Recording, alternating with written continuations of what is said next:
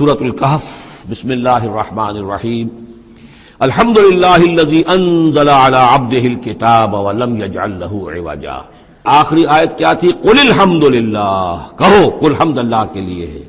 یہ آخری آیت تھی سورہ بنی اسرائیل کی، اور سورہ کہف کی آیت شروع ہو رہی ہے الحمد للہ الذی، گویا کہ اس حکم کی تعمیل جو ہے اس سے آغاز ہو رہا ہے اس سورہ مبارکہ کا۔ اس کو میں نے کہا تھا یہ انٹر لاکڈ ہیں دونوں صورتیں جو ہیں، جیسے آتا ہے تورات میں کہ حضرت یعقوب اپنے بھائی عیسو کی ایڑیاں پکڑے ہوئے تولد ہوئے، یہ جڑواں پیدا ہوئے تو دو بھائی عیسو اور یعقوب۔ عیسو بڑے تھے، یعنی بڑے اس معنی میں جو بھی ہوتے ہیں جڑواں، ان میں جو پہلے جس کی ولادت ہو جائے وہ بڑا ہوتا ہے، چاہے 2 منٹ کا فرق ہو 5 منٹ کا فرق ہو۔ تو اس کی ولادت کے بعد پھر حضرت یعقوب تو عقب کہتے پیچھے کو، پیچھے آنے والا یعقوب اس لیے ان کا نام پڑ گیا ہے کہ یہ پچھلا ہے۔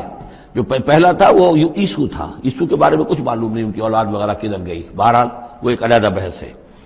تو اسی طریقے سے یہ سورہ کہف جو ہے گویا کہ سورہ بنی اسرائیل کی ایڑیاں پکڑے ہوئے قرآن مجید میں وارد ہو رہی ہے۔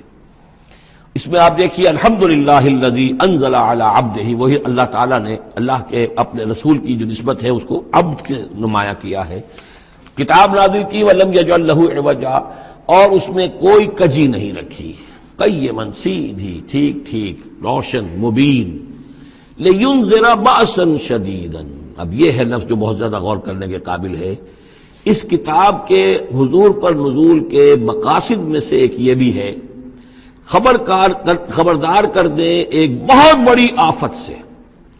ویسے باسن جب واحد آتا ہے تو عام طور پر اس کے معنی جنگ ہوتے ہیں، جب جمع میں آتا ہے تو سختی، مصیبت، بھوک، فاقہ، یہ سارے بأسا۔ آیت البر میں بھی ہم نے پڑھا والصابرین فی البأساء والضراء وحین البأس۔ بأسا جب جمع میں آیا ہے تو فقر و فاقہ، تکلیف، مصیبت، اور حین الباس جنگ کے وقت۔ تو ان دونوں کو ذہن میں رکھیے، بہت بڑی آفت، بہت بڑی آفت، بہت بڑی آفت۔ ایک تو ہے دجالی فتنے کی، دجال المسیح الدجال جو آنے والا ہے، جس کے بارے میں حدیث میں آتا ہے کہ کوئی نبی اور رسول ایسا نہیں گزرا جس نے اپنی قوم کو دجال کے فتنے سے آگاہ نہ کیا، اور پوری انسانی تاریخ میں دجال کے فتنے سے بڑا کوئی فتنہ نہیں ہوگا، اور وہ ہر بندہ مومن کے امتحان کے لیے کڑا ترین جو ہے مرحلہ آ جائے گا، سخت ترین امتحان اس کا لیا جائے گا۔ تو یہ جو سختی ہے اس کی خبر دیتے ہوئے یہ سورہ مبارکہ نازل ہو رہی ہے، اور خاص طور پر اسے باسن اگر جنگ کے معنی میں لیں تو الملحمۃ العظمیٰ، کتاب الملاحم جو کہ آپ دیکھیں گے احادیث کی کتابوں میں پورا باب ہے کتاب الملاحم، اور اس کا تعلق بھی دجال کے ساتھ ہے، کیونکہ پھر دجال ہی کو قتل کریں گے حضرت مسیح علیہ السلام نازل ہو کر۔ تو یہ سارا مسئلہ جو ہے اس کی خبر دینے کے لیے قیما لینذر بأسا شدیدا من لدنہ، گویا کہ یہ جو احادیث کی کتابوں میں آپ کو حدیث کے ابواب ملتے ہیں، چاہے وہ کتاب الفتن ہو اور چاہے وہ کتاب جو ہے آثار قیامہ ہے، اس طرح کے جتنے بھی ہیں، اور کتاب الملاحم ہے، یہ گویا کہ اس کی شرح ہے لینذر بأسا شدیدا من لدنہ، اور یہ ہوگا بھی خاص اللہ کی طرف سے، یہ آزمائش بھی، یہ دجال کا فتنہ بھی، یہ بہت بڑی جنگ بھی، جس کو آرمگڈون کہتے ہیں۔ کرسچین جو ٹریڈیشن ہے اس میں اس کے لیے لفظ ہے آرمگڈون، ایک بہت بڑی جنگ ہوگی۔ ڈکشنری میں بھی آپ دیکھیں گے کہ خیر اور شر کی قوتوں کے درمیان اس دنیا کے خاتمے سے پہلے ایک بہت بڑی جنگ ہونی ہے جس کا نام یہ آرمگڈون ہے۔ لینذر بأسا شدیدا من لدنہ ویبشر المؤمنین الذین یعملون الصالحات، اور تاکہ بشارت دے وہ ان اہل ایمان کو جو نیک عمل کرتے ہوں، ان لہم اجرا حسنا، کہ ان کے لیے ہوگا بہت اچھا بدلہ، ماکثین فیہ ابدا، اور وہ اس میں رہیں گے ہمیشہ ہمیشہ۔ یہ جو دجالی فتنہ ہے اس کے ساتھ ایک خاص مناسبت ہے سورہ مبارکہ کی۔ احادیث میں آتا ہے کہ دجالی فتنے کے اثرات سے بچنے کے لیے اس سورہ مبارکہ سے ذہنی اور قلبی رشتہ مفید ہے، اس کی تلاوت کرتے رہنا، خاص طور پر جمعے کے روز پوری سورہ کہف، ورنہ یہ کہ کم سے کم اس کی ابتدائی اور آخری آیات ان کی بڑی اہمیت ہے۔ دجالی فتنہ اصل میں کیا ہے سمجھ لیجئے کہ ایک تو ہے دجالی فتنہ بالعموم، دجل کہتے ہیں فریب کو، جیسے کہ کوئی نبی نہیں ہے وہ اس نے فریبی لبادہ اوڑھ لیا، نبوت کا دعویٰ کر رہا ہے، وہ دجال ہے۔ تو اس طرح کی تو حضور نے فرمایا ہے کہ 30 دجال پیدا ہوں گے، انہی میں سے ایک ہمارے زمانے کے اندر جو ہے یہ غلام احمد قادیانی بھی تھا، وہ دجال تھا جس نے کہ اعلان کیا کہ میں نبی ہوں جبکہ وہ نبی نہیں تھا۔ تو فریبی بنا ہوا جس نے کہ ملمہ اپنے اوپر چڑھایا ہوا ہے۔ وَيُنذِرَ الَّذِينَ قَالُوا اتَّخَذَ اللَّهُ وَلَدًا، اور خبردار کر دے ان لوگوں کو جنہوں نے کہا کہ اللہ نے بیٹا بنایا۔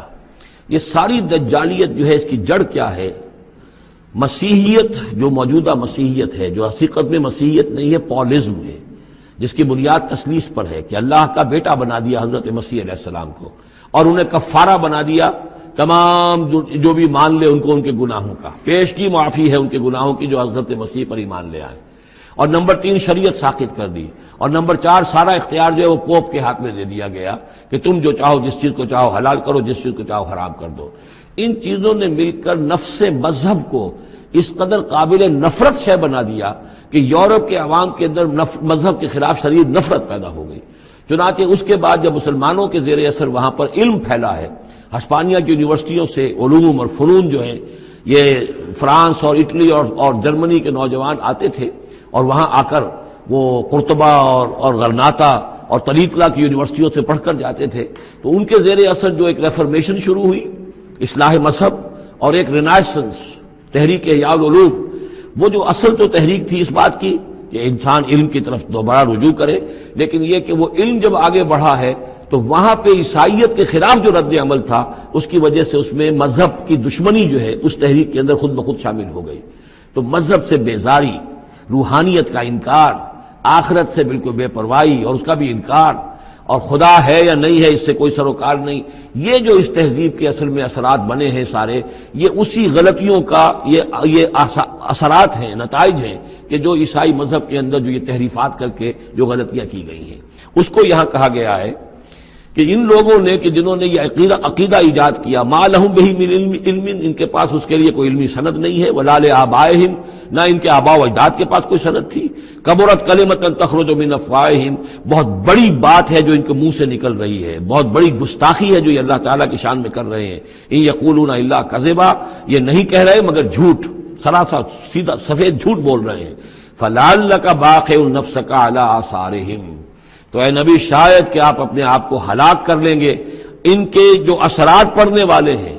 عیسائیت کے اس غلط عقیدے کے جو نتائج برآمد ہوئے ہیں، جب یہ نتائج ظاہر ہوں گے تو وہ اتنے سنگین ہوں گے، فلعلک باخع نفسک، کہ ان کے احساس سے اور ان کے ادراک سے شاید کہ آپ اپنے صدمے سے اپنے آپ کو ہلاک کر لیں، ان لم یؤمنوا بہذا الحدیث اسفا، اگر یہ لوگ اس حدیث پر، اس قرآن پر، یہ بات جو بتائی جا رہی اس پر ایمان نہ لائے، اس پر ایمان نہ لائے، اپنے اس غلط عقیدے پر قائم رہے، اس غلط مذہب کو انہوں نے برقرار رکھا، تو اس کا جو رد عمل ہوگا نوع انسانی پر، اور اس سے تاریخ انسانی اور انسانی ثقافت جس غلط رخ پر پڑے گی، جو دجالیت کا فتنہ اس سے جنم لے گا، ان تمام چیزوں کے اثرات سے شاید آپ کو اتنا صدمہ ہو کہ فلعلک باخع نفسک علی آثارہم ان لم یؤمنوا بہذا الحدیث اسفا،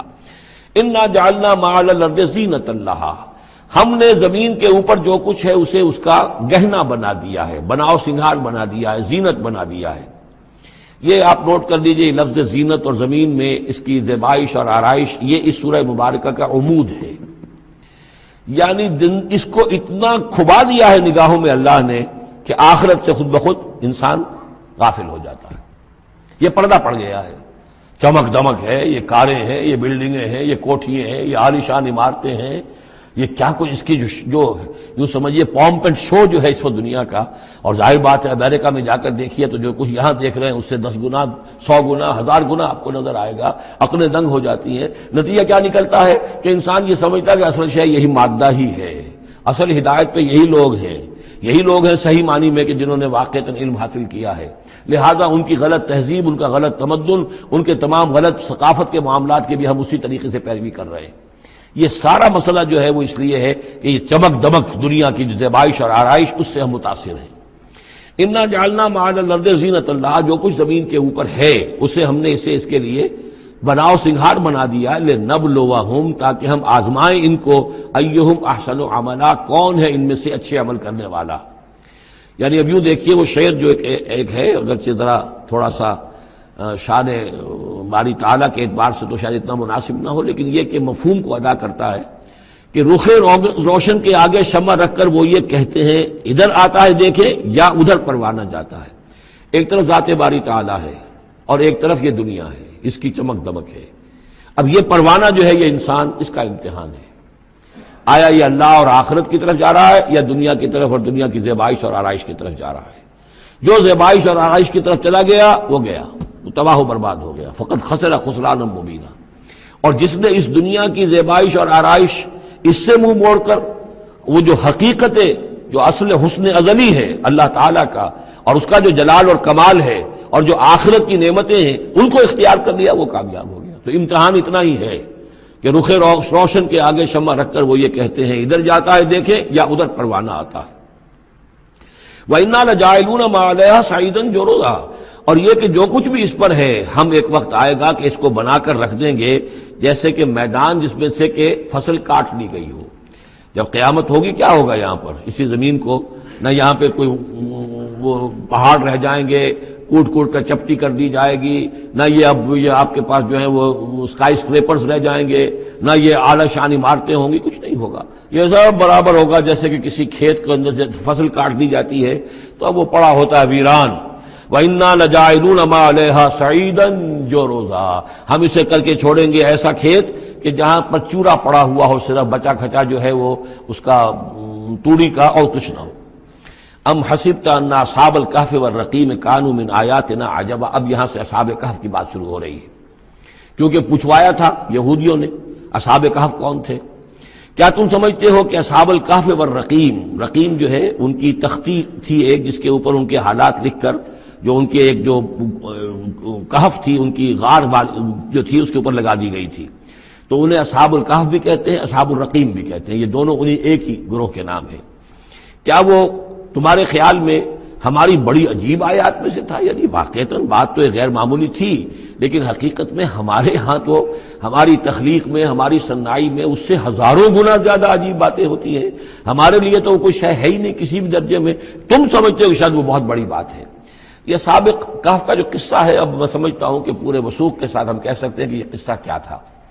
دیکھیے جب حضرت مسیح علیہ السلام آئے ہیں تو یہ پورا علاقہ جو ہے فلسطین کا اور یہاں پہ جو آپ نے تبلیغ کی ہے تو یہ اس وقت رومن امپائر کا ایک حصہ تھا، اگرچہ مقامی طور پر ایک لوکل بادشاہ جو تھا یہودی وہاں پر حکومت کر رہا تھا، لیکن وہ پپٹ تھا، اصل میں تو حکومت جو تھی رومیوں کی، جو رومی تھے بت پرست۔ اور اس کے بعد چونکہ انہوں نے بغاوت کی، حضرت مسیح تو اٹھا لیے گئے سن 30 عیسوی کے آس پاس یا 33 عیسوی کے آس پاس، لیکن اس کے بعد جو ہے ان یہودیوں نے بغاوت کی رومیوں کے خلاف، جس کے نتیجے میں سن 70 عیسوی میں ٹائٹس رومی نے تو ان کی حکومت بھی ختم کی اور بیت المقدس کو برباد کیا، یروشلم کو تباہ کیا، 1,33,000 یہودیوں کو قتل کیا اور ان کو بھیج دیا، نکال دیا وہاں سے باہر۔ اس وقت کا معاملہ یہ ہے کہ اب کوئی اکے دکے جو بھی رہ جاتے تھے یہاں پر، کوئی یہودی یا عیسائی، یہودیوں کو تو نکال دیا، عیسائی رہ گئے، لیکن عیسائیوں پر بھی بہت ظلم ہوتا تھا۔ یہ موحد تھے، حضرت عیسیٰ کے ماننے والے، وہ بت پرست تھے۔ تو اس زمانے میں کہیں بادشاہ کوئی تھا ڈیسیس یا دقیانوس جس کو کہتے ہیں، اس کے زمانے میں کچھ جو عیسائی تھے حضرت عیسیٰ پر ایمان رکھنے، آج کے عیسائیوں پر قیاس نہ کیجئے، جو نصارہ تھے حضرت عیسیٰ کو ماننے والے جو موحدین تھے، ان میں سے کچھ نوجوانوں کی پیشی ہوئی بادشاہ کے دربار میں۔ انہوں نے کہا کہ تم اپنے نئے دین سے اگر باز نہیں آؤ گے، اتنے دن کی مہلت تمہیں دی جا رہی ہے تو تمہیں سولی چڑھا دیا جائے گا، بس مہلت دی جا رہی ہے، جاؤ غور کر لو، سوچ لو۔ ان لوگوں نے آ کر سوچا کہ اب نہ تو ہمارے لیے یہ ممکن ہے کہ ہم مقابلہ کر سکیں، چلو کسی غار میں چھپ جاتے ہیں، دیکھیں اللہ تعالیٰ کیا کرتا ہے ہمارے لیے۔ وہ ایک غار میں جا کر چھپ گئے، اور غار میں جا کر چھپے ہیں تو اللہ نے انہیں وہاں پر سلا دیا، موت تاری نہیں کہ سلا دیا۔ اللہ کروٹ بھی بدلواتا رہا، ان کے لیے سارا کچھ بندوبست کیا، اللہ کی قدرت میں تھا۔ حضرت عزیر کو 100 برس کے لیے مار دیا تھا، موت کے بعد ان کو دوبارہ زندہ کر دیا۔ لیکن یہ کہ ان کا معاملہ یہ ہے کہ ان کو وہاں پر جو ہے تقریباً 300 برس یہ وہاں پر پڑے رہے اس غار کے اندر۔ غار کی شکل کچھ خاص ایسی تھی کہ ادھر آنا جانا لوگوں کا تھا ہی نہیں، اور یہ ہے جو موجودہ ترکی کے علاقے میں شہر ایفسس ہے ایک، اس کے آس پاس ہیں اس طرح کے غار، جیسے اجنتا کے غار ہندوستان کے مشہور ہیں، ایسے ہی وہاں بھی غاروں کا سلسلہ ہے، اور ہیں بھی وہ ایسے کہ ان کے دہانے جو ہیں وہ ہیں شمال کی جانب، تو دھوپ ان میں براہ راست نہیں جاتی، صرف یہ کہ ریفلیکٹڈ لائٹ تو آتی ہے لیکن یہ کہ براہ راست دھوپ نہیں جاتی، تو ایک طرح کا اندھیرا سا اس کے اندر ٹوائی لائٹ جسے آپ کہہ لیں وہ رہتا ہے سارا دن۔ وہاں پر یہ 300 برس تک سوتے رہے۔ اس 300 برس کے عرصے میں یہ ہوا کہ رومن امپائر جو ہے اس نے خود عیسائیت اختیار کر لی۔ 300 عیسوی کے اندر کانسٹنٹائن جو تھا ایمپرر وہ عیسائی ہو گیا، اب پوری امپائر جو عیسائی ہو گئی۔ اب اس کے زمانے میں اس کے بعد تھیوڈوسیس ہے ایک، 446 عیسوی میں یہ تھا، اس کے زمانے میں اللہ تعالیٰ نے ان لوگوں کو جگایا 300 برس کے بعد۔ اب یہ سمجھ رہے ہیں کہ وہی زمانہ ہے، وہی کفار کی حکومت ہے، وہی مشرکین ہیں۔ اب انہوں نے ڈرتے ڈرتے اپنے کسی ایک آدمی سے کہا بھائی جاؤ یہ لے کے سکہ لے کر جاؤ چاندی کا، کچھ نہ کچھ کھانے پینے کے لیے لے کر آؤ، دیکھنا لیکن اس طرح ہو کہ ہمارا پتہ نہ چل جائے کہ ہم یہاں چھپے ہوئے ہیں۔ وہاں جو گئے انہوں نے وہ سکہ پیش کیا، کہا یہ سکہ تمہارے پاس کہاں سے آیا؟ یہ تو بہت پرانا سکہ ہے، تو 400 سال پرانا 300 سال پرانا سکہ کہاں سے لے آئے تمہیں کوئی خزانہ ملا ہے؟ بہرحال اس حوالے سے اب وہ جو ہے وہ پکڑے گئے، ان کی حالت جو ہے وہ جو بات سامنے آ گئی، لیکن جب بات سامنے آ گئی تو اب ان کا تو بہت یعنی وہ عزت کی گئی، اس لیے کہ اب تو جو ان کا مذہب تھا در حقیقت پوری مملکت کا مذہب وہی ہو چکا تھا، تو صورتحال تو تبدیل ہو چکی ہے۔ پھر یہ کہ اس کے بعد تفصیل معلوم نہیں ہے کہ غالباً وہ جا کر اپنی اسی غار میں وہ سو گئے ہیں یا دوبارہ اللہ نے ان پر وہیں پر موت طاری کر دی ہے، اس کا دروازہ بند کر کے اور اس پر ایک تختی لگا دی گئی ہے۔ یہ اصحاب کہف ہے۔ گبن کی جو ہے decline and fall of Roman empire, اس میں بھی یہ 7 سلیپرز، 7 سونے والے، ان کی کہانی موجود ہے۔ یہ چیز جو ہے گویا کہ رومن لٹریچر کے اندر موجود تھی، اس کا جو ذکر موجود تھا، اور قرآن مجید میں یہ امتحاناً سوال کیا گیا حضور سے، تو اس کا جواب دیا گیا کہ یہ 300 برس تک کچھ لوگوں کو سلا دینا یہ اللہ تعالیٰ کے نزدیک تو کوئی بڑی بات نہیں ہے، تمہارے نزدیک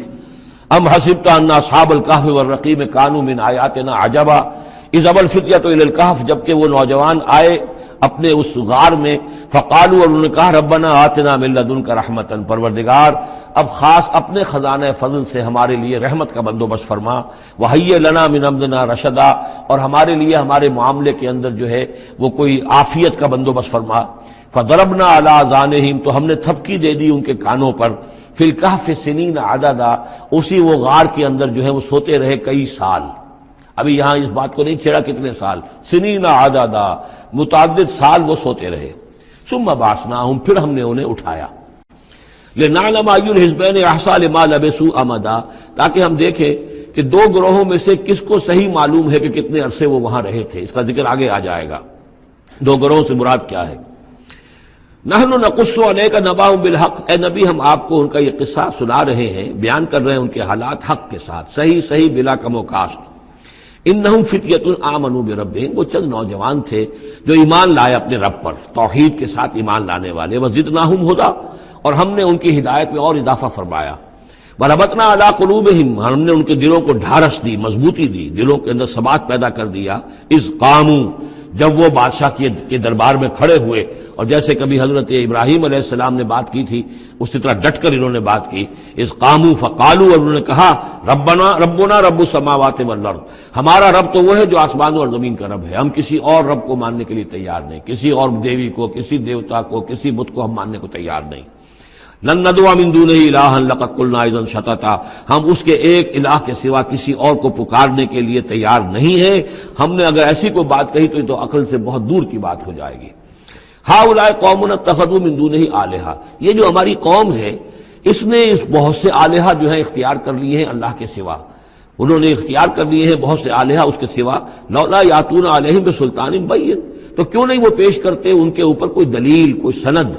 کوئی اللہ کی طرف سے اتاری ہوئی سند ہو، کوئی آسمانی کتاب ہو۔ فمن اظلم ممن افترى علی اللہ کذبا، تو کون ظالم ہوگا اس شخص سے بڑھ کر کہ جس نے اللہ تعالیٰ کی طرف جھوٹ گھڑ کر منسوب کر دیا۔ اور اب اس کے بعد جب ان سے کہہ دیا گیا کہ تمہارے لیے اب مہلت صرف چند دن کی ہے، اس میں تم فیصلہ کر لو، اگر تم اپنے دین سے واپس نہیں پھرو گے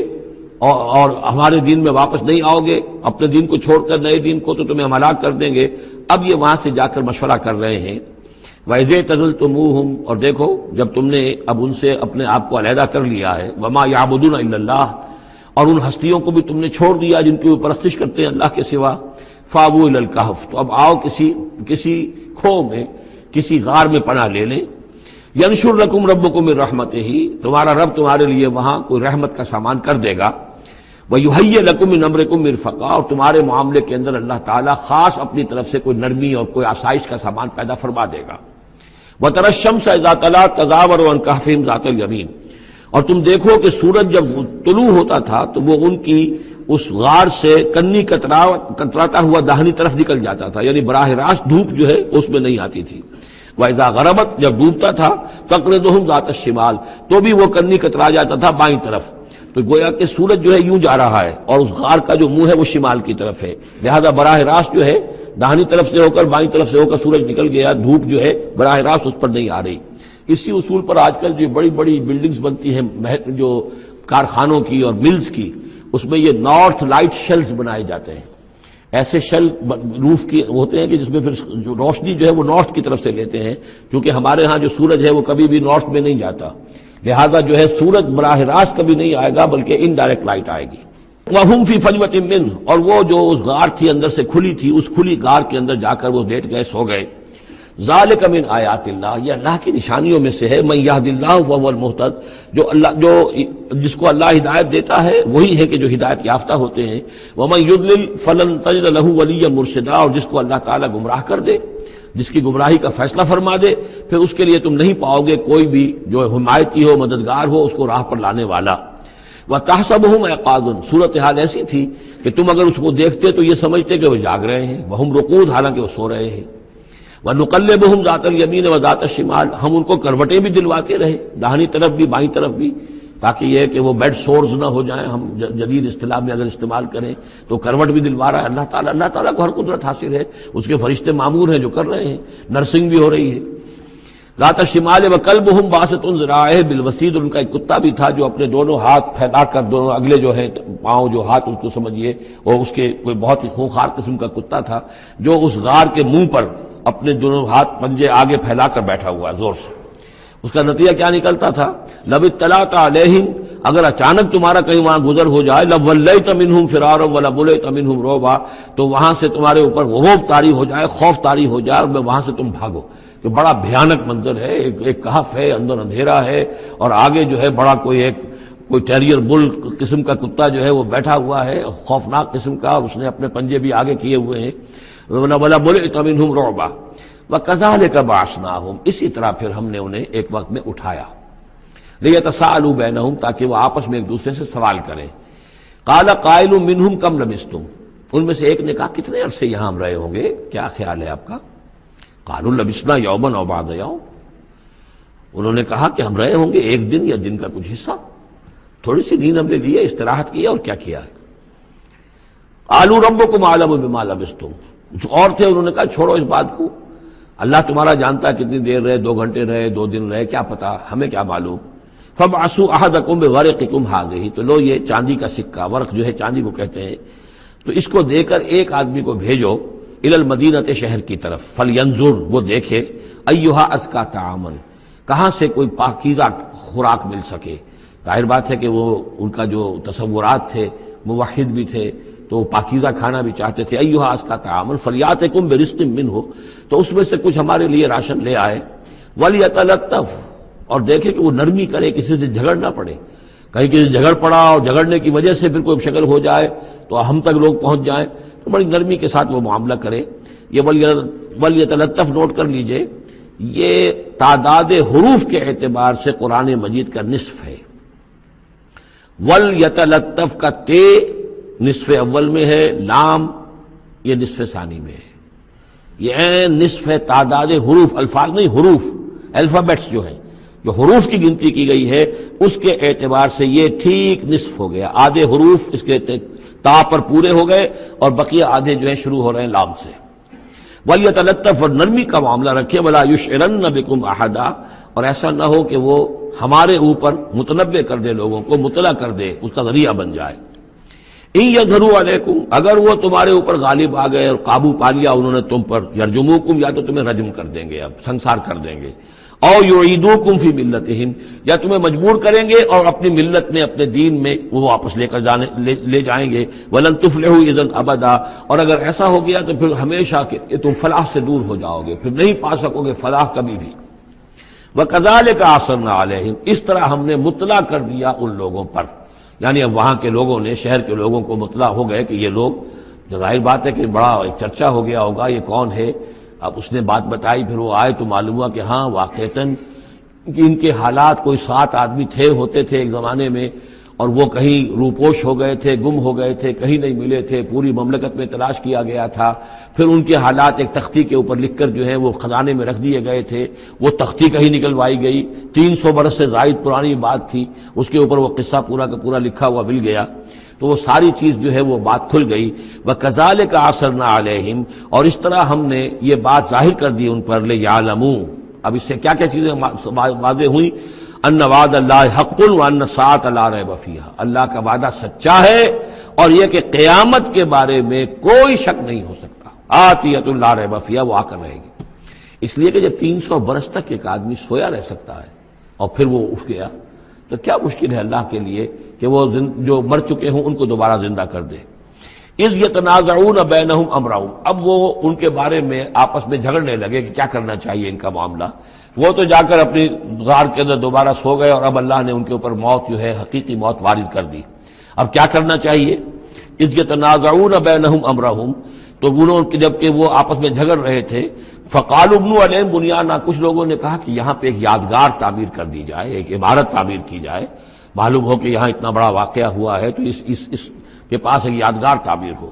ربہم عالم بہم، ان کا رب ان سے اب بہتر واقف ہے۔ قال الذین غلبوا علی امرہم، تو جن لوگوں کی بات مانی گئی جو غالب آئے اپنی رائے کے اعتبار سے، انہوں نے یہ کہا لنتخذن علیہم مسجدا، کہ اب ہم یہاں پر ایک مسجد تعمیر کریں گے ان کی یاد میں۔ اب یہاں تک کا واقعہ بیان کر کے فرمایا سیقولون ثلاثۃ رابعہم کلبہم، یہ لوگ کہیں گے کہ وہ 3 تھے اصحاب کہف اور چوتھا تھا ان کا کتا۔ ویقولون خمسۃ سادسہم کلبہم، اور کچھ یہ کہیں گے کہ نہیں وہ 5 تھے اور چھٹا تھا ان کا کتا، رجمم بالغیب۔ یہ ساری باتیں جو یہ کہہ رہے ہیں یہ اندھیرے کے اندر ٹامک ٹوئیاں ہیں، یہ تیر تکے چلا رہے ہیں اندھیرے کے اندر۔ وَيَقُولُونَ سَبْعَةٌ وَثَامِنُهُمْ كَلْبُهُمْ، اور ان میں سے کچھ وہ بھی ہیں جو کہتے ہیں کہ وہ 7 تھے اور 8واں ان کا کتا تھا۔ قُلْ رَبِّي أَعْلَمُ بِعِدَّتِهِمْ، کہہ دیجئے کہ میرا رب زیادہ بہتر جانتا ہے کہ ان کی تعداد کتنی تھی۔ مَا يَعْلَمُهُمْ إِلَّا قَلِيلٌ، نہیں جانتے اس چیز کو مگر بہت کم لوگ۔ یہاں قرآن مجید نے صراحت تو نہیں کی، لیکن مفسرین کا کہنا یہ ہے کہ بٹوین دی لائن بتا دیا کہ یہی رائے صحیح ہے، اس لیے کہ ثلاثۃ رابعہم کلبہم، خمسۃ سادسہم کلبہم، درمیان میں واو نہیں ہے، لیکن سبعۃ وثامنہم کلبہم اس کے اندر جو ہے زور ہے۔ دوسرے یہ کہ جب وہ جاگے تھے تو ایک نے سوال کیا تھا کتنے دن ہم رہے ہوں گے، پھر جواب میں 3 نے کہا تھا 1 دن یا اس کا کچھ حصہ، اس لیے کہ 3 سے کم پر جمع کا اطلاق نہیں ہو سکتا۔ قالو جو ہے صیغہ جمع کا ہے، 3 سے کم پر نہیں، 2 ہوتے تو قالا ہوتا۔ اسی طریقے سے پھر جنہوں نے یہ کہا کہ چھوڑو اس مسئلے کو اور کسی کو بھیجو کھانا لانے کی، وہ بھی کم سے کم 3 تھے، اس لیے کہ وہ بھی قالو کے لفظ کے ساتھ ہے، تو 3 جمع 3 اور ایک پوچھنے والا، وہ 7 بن گئے۔ ویسے یہ کہ گبن کی کتاب میں بھی میں نے آپ کو بتایا 7 سلیپرز، یہ گویا کہ ان کی ہاں بھی جو ٹریڈیشنز ہیں ان کی روایات جو تاریخی چلی آ رہی ہیں ان میں یہ کہانی کے طور پر یہ چیز موجود ہے ان کے لٹریچر کے اندر۔ تو گویا کہ اللہ نے تائید اسی کی ہے، لیکن یہ کہ اس میں جھگڑنے کی ضرورت کیا ہے؟ فلا تمہارے فیہم الا مراء ظاہرا، تو اس معاملے کے اندر اے نبی آپ ان سے کچھ زیادہ جھگڑیے مت، ولا تستفت فیہم منہم احدا، اور نہ ہی ان چیزوں کے بارے میں ان میں سے کسی سے پوچھیے، اس لیے کہ یہ چیزیں ایسی نہیں ہیں، اسی میں ہمارے لیے ہدایت ہے۔ جو چیز دینی اعتبار سے اہم نہ ہو اور جو خاص طور پر جو ہمارے لیے جو اصل مسئلہ اس وقت ہے اقامت دین کی جد و جہد، اصل مسئلہ، اس کے اعتبار سے جس کی اہمیت نہ ہو اس کے بارے میں زیادہ چھان بین کرنا، زیادہ بحث و نظام میں پڑھنا جو ہے وقت ضائع کرنا ہے، بلکہ وہ اپنی اس جد و جہد کو نقصان پہنچانے والی بات ہے۔ فلا تمہارے فیہم الا مراء ظاہرا ولا تستفت فیہم منہم احدا ولا تقولن لشیء، یہ بہت اہم واقعہ آ رہا ہے یہاں۔ اس واقعے میں حضور صلی اللہ علیہ وسلم سے ایک سہو ہو گیا تھا۔ جب یہ سوالات کیے گئے تو حضور نے فرمایا ٹھیک ہے میں اس کا جواب دے دوں گا، تم آنا، اور یہ کہ انشاءاللہ نہیں کہا، کل تم آنا میں تمہیں جواب دے دوں گا، انشاءاللہ نہیں کہا، صاف ہو گیا، غلطی ہو گئی۔ لیکن یہ کہ اللہ تعالیٰ نے جن کے جتنے رتبے بلند ہوتے ہیں پھر ان کی سختی بھی اتنی ہوتی ہے، جن کے رتبے ہیں سوا ان کی سوا مشکل ہے۔ ہم عام طور پر یہ باتیں کہتے رہتے ہیں ہمارے لیے اللہ نے کیا گرفت کرنی ہے کہ ان کی کوئی حیثیت نہیں، کوئی مقام ہی نہیں، لیکن یہ کہ جو بلند مقام والا ہو اور وہ بغیر انشاءاللہ کہہ دے کہ کل یہ ہو جائے گا اور انشاءاللہ نہ کہے تو اس پر پھر گرفت ہو گئی۔ تو حضور کی کئی دن گزر گئے کہ جبرائیل نہیں آئے اور آپ کے لیے پھر ایک مشکل پیدا ہو گئی، گویا کہ مخالفین نے تالیاں پیٹ دی ہوگی، چلو بس فیل ہو گئے، ناکام ہو گئے اس امتحان کے اندر جو ہے وہ تو اب یہ کامیاب نہیں ہو پائے۔ اس کے بعد جبرائیل آئے، یہ واقعات بھی لے آئے، ساتھ ہی یہ ہدایت بھی لائے۔ وَلَا تَقُولَنَّ لِشَيْءٍ إِنِّي فَاعِلٌ ذَلِكَ غَدًا، دیکھیے کبھی نہ یہ کہیے گا کہ یہ کام میں کل ضرور کر دوں گا، إِلَّا أَن يَشَاءَ اللَّهُ، مگر اس استثناء کے ساتھ اگر اللہ نے چاہا۔ یہ ہماری تہذیب کے اب یوں سمجھیے کہ کچھ کلمات ہیں سماجی، ہمارے ثقافت کے، ان کے اندر جو ہے توحید کی روح جو ہے وہ کوٹ کوٹ کر بھری ہوئی ہے۔ کوئی اچھا منظر دیکھا، سبحان اللہ، یعنی یہ کہ اس منظر میں کچھ نہیں ہے، اصل میں حسن اللہ کا ہے۔ پھول دیکھا، سبحان اللہ، پھول کی تعریف نہیں کر رہے ہیں، اب بنانے والے کی تعریف ہے جس نے اتنا عمدہ پھول بنایا ہے۔ کوئی آپ کو کوئی تکلیف رفع ہوئی، کوئی ضرورت پوری ہوئی، الحمدللہ، بھوک لگی ہوئی تو کھانا کھایا، الحمدللہ، تعریف اللہ کے لیے ہے۔ کوئی چیز آپ اپنے گھر میں داخل ہوئے، منظر اچھا لگا، بچے کھیل رہے ہیں، بڑا اچھا ماحول ہے، کہیے ماشاءاللہ ماشاءاللہ، جو اللہ کو پسند ہے، یہ جو کچھ ہے وہ اللہ کی مشیت سے ہے، یہ کوئی میری صلاحیت سے، میری قوت سے تو نہیں ہے۔ اسی طرح سے کوئی کام کرنا، انشاءاللہ میں یہ کام کرنا تو چاہتا ہوں، ارادہ تو ہے، لیکن ظاہر بات ہے کہ اللہ تعالیٰ کی مشیت کے بغیر، اللہ کی مرضی اور اذن کے بغیر تو نہیں ہو سکتا۔ تو یہ بھی گویا کہ، اور یہ سارے کلمات اس صورت میں آپ کو مل جائیں گے، ماشاءاللہ، انشاءاللہ، اور اس سے پہلے ہم الحمدللہ سے شروع کر چکے ہیں۔ الحمدللہ الذی انزل علی عبدہ الکتاب ولم یجعل لہ عوجا ولا تقولن لشیء انی فاعل ذلک غدا الا ان یشاء اللہ واذکر ربک اذا نسیت، اور اپنے رب کو یاد کر لیا کیجئے جب آپ بھول جائیں، یعنی یہ کہ اگر کسی وقت بھول جائیں تو پھر جب یاد آ جائے، واذکر ربک، تو پھر اللہ تعالیٰ کی طرف دھیان لگائیے، وقل عسیٰ ان یہدینی ربی لاقرب من ھذا رشدا، اور کہیے کہ ہو سکتا ہے کہ میرا رب اس معاملے میں اس سے بہتر راہ کی طرف میری رہنمائی کر دے، یعنی میں یہ کیوں کہوں کہ یہ کام میں کروں گا، ہو سکتا ہے اللہ تعالیٰ جو ہے اس سے بہتر کوئی صورتحال پیدا کر دے۔ لہذا اس معاملے کے اندر بھی کوئی زیادہ جازم ہو جانا نہیں چاہیے، بلکہ معاملات کو تفویض الامر الی اللہ، سپردم بتو مایا خیشرا تو دانی حساب کم و بیشرا، تو اس طریقے سے انسان جو ہے اللہ تعالیٰ کے حوالے کیے رکھے۔ وَلَبِثُوا فِي كَهْفِهِمْ ثَلَاثَمِائَةٍ سِنِينَ وَازْدَادُوا تِسْعًا، اور وہ رہے اپنی اس غار میں 300 برس اور اس کے اوپر 9 سال۔ اس کی تعبیر کیا ہے؟ شمسی حساب سے 300 برس، اور یہ 300 برس جو شمسی ہوتے ہیں جو سولر کیلنڈر کے، وہ قمری حساب سے 309 بن جاتے ہیں۔ اس حوالے سے یہ دونوں عدد بالکل صحیح ہے۔ قل اللہ اعلم بما لبثوا، کہیے یہ بھی اللہ بہتر جانتا ہے کتنے عرصے رہے، اس میں بھی بحث میں پڑھنے کی ضرورت نہیں۔ لہو غیب السماوات والارض، اللہ تعالیٰ ہی کے اختیار میں ہے اور اللہ ہی کے علم میں ہے غیب کل کا کل آسمانوں اور زمین کا۔ اب صرف بہی واسمے، کیا ہی عجیب اور اچھا ہے وہ دیکھنے والا، اور کیا ہی اچھا ہے وہ سننے والا، اس کی سماعت، اس کی بصارت کا تم کیا اندازہ کرو گے۔ ما لہم من دونہ من ولی، ان کا کوئی ساتھی اور پشت پناہ اور مددگار اور حمایتی نہیں ہے اس کے سوا۔ ولا یشرک فی حکمہ احدا، اور وہ اپنے حکم اور اختیار اور اپنی حاکمیت کے حق میں کسی کو شریک کرنے کو تیار نہیں ہے۔ یہ جو توحید حاکمیت جو ہے، اس کے بارے میں نوٹ کر لیجئے، سورہ یوسف میں ہم نے پڑھا ان الحکم الا للہ امر اللہ تعبدوا الا ایاہ ذلک الدین القیم۔ سورہ بنی اسرائیل کی آخری آیت میں آیا وَلَمْ يَكُنْ لَهُ شَرِيكٌ فِي الْمُلْكِ، بادشاہت میں اس کا کوئی شریک نہیں۔ یہاں فرمایا وَلَا يُشْرِكُ فِي حُكْمِهِ أَحَدًا، وہ اپنے حکم اور حاکمیت کے اختیار میں کسی کو شریک کرنے کے لیے تیار نہیں۔ وَاتْلُ مَا أُوحِيَ إِلَيْكَ مِنْ كِتَابِ رَبِّكَ، اور اے نبی تلاوت کیجئے جو آپ کی طرف وحی کی گئی ہے آپ کے رب کی کتاب میں سے، یعنی یہ جو سخت حالات ہیں جن سے آپ گزر رہے ہیں، دباؤ ہے آپ پر بہت شدید، اس میں آپ کے لیے سہارا کیا ہے؟ وما صبرک الا باللہ، اور اللہ کے ساتھ اپنا قلبی تعلق اور ذہنی رشتہ قائم کرنے کے لیے سب سے مؤثر ذریعہ کیا ہے؟ قرآن مجید کی تلاوت۔ وَاتْلُ مَا أُوحِيَ إِلَيْكَ مِنْ کِتَابِ رَبِّكَ، جو بھی آپ کی طرف وحی کیا گیا ہے آپ کے رب کی کتاب میں سے، اس کی تلاوت کرتے رہا کیجئے۔ لا مبدل لکلماتہ، اس کی باتوں کو بدلنے والا کوئی نہیں ہے۔ وَلَن تَجِدَ مِن دُونِهِ مُلْتَحَدًا، اور اس کے سوا آپ کو کہیں کوئی پناہ نہیں ملے گی۔ پناہ دینے والا بھی وہی ہے، کوئی اور پناہ نہیں دے سکے گا۔ سختی کتنی بھی ہے جھیلیے، برداشت کیجئے، اس سختی کو آسان بنا سکتے ہیں، اللہ کی کتاب کی تلاوت کریے اور کر کے سناتے رہیے اپنے ساتھیوں کو بھی، اسی سے تمہارے اوپر یہ سختیاں جو ہیں ہلکی ہو جائیں گی، ان بھاری چیزوں کو برداشت کرنا آسان ہو جائے گا۔ لیکن جان لیجئے پناہ ملے گی تو اللہ کے دامن میں۔ لن تجد من دونہ ملتحدا واصبر نفسک مع الذین یدعون ربهم بالغداۃ والعشی، اور اپنے آپ کو روکے رکھیے اور صبر کیجئے ان لوگوں کے ساتھ جو اپنے رب کو پکارتے ہیں صبح و شام۔ یہ اگرچہ غرباء میں سے ہیں، یہ بلال ہیں، یہ عبداللہ ابن ام مکتوم ہیں، یہ نابینا ہیں، یہ ابو فقی ہیں، یہ غلام ہیں، یہ عمار ہیں، اور یہ اسی طریقے سے خباب ہیں، لوہار ہیں۔ یہ لوگ جو ہیں آپ ان کی اس رفاقت کو غنیمت سمجھیے، وَاصْبِرْ نَفْسَكَ مَعَ الَّذِينَ يَدْعُونَ رَبَّهُمْ بِالْغَدَاةِ وَالْعَشِيِّ يُرِيدُونَ وَجْهَهُ، وہ اللہ کی رضا کے طالب ہیں، طلبگار ہیں، اللہ سے محبت کرنے والے ہیں۔ وَلَا تَعْدُ عَيْنَاكَ عَنْهُمْ، اور دیکھیے آپ کی نگاہیں ان سے ہٹ کر ادھر نہ جائیں جن کے پاس دولت ہے۔ عنہم ترید زینت الحیات الدنیا، کہیں آپ کی نگاہ ادھر نہ جائے جہاں زیبائش ہے، آرائش ہے، دنیا کی چمک دمک ہے، دولت ہے۔ آپ ولید بن مغیرہ کی طرف تو متوجہ ہوں اور عبداللہ ابن ام مکتوم کی جانب نہ ہو، معاذ اللہ ایسا نہ کیجیے۔ یہ بالکل وہی بات ہے جو ہم سورہ ہجر میں بھی پڑھ چکے ہیں، وَلَا تَمُدَّنَّ عَيْنَيْكَ إِلَىٰ مَا مَتَّعْنَا بِهِ أَزْوَاجًا مِّنْهُمْ زَهْرَةَ الْحَيَاةِ الدُّنْيَا،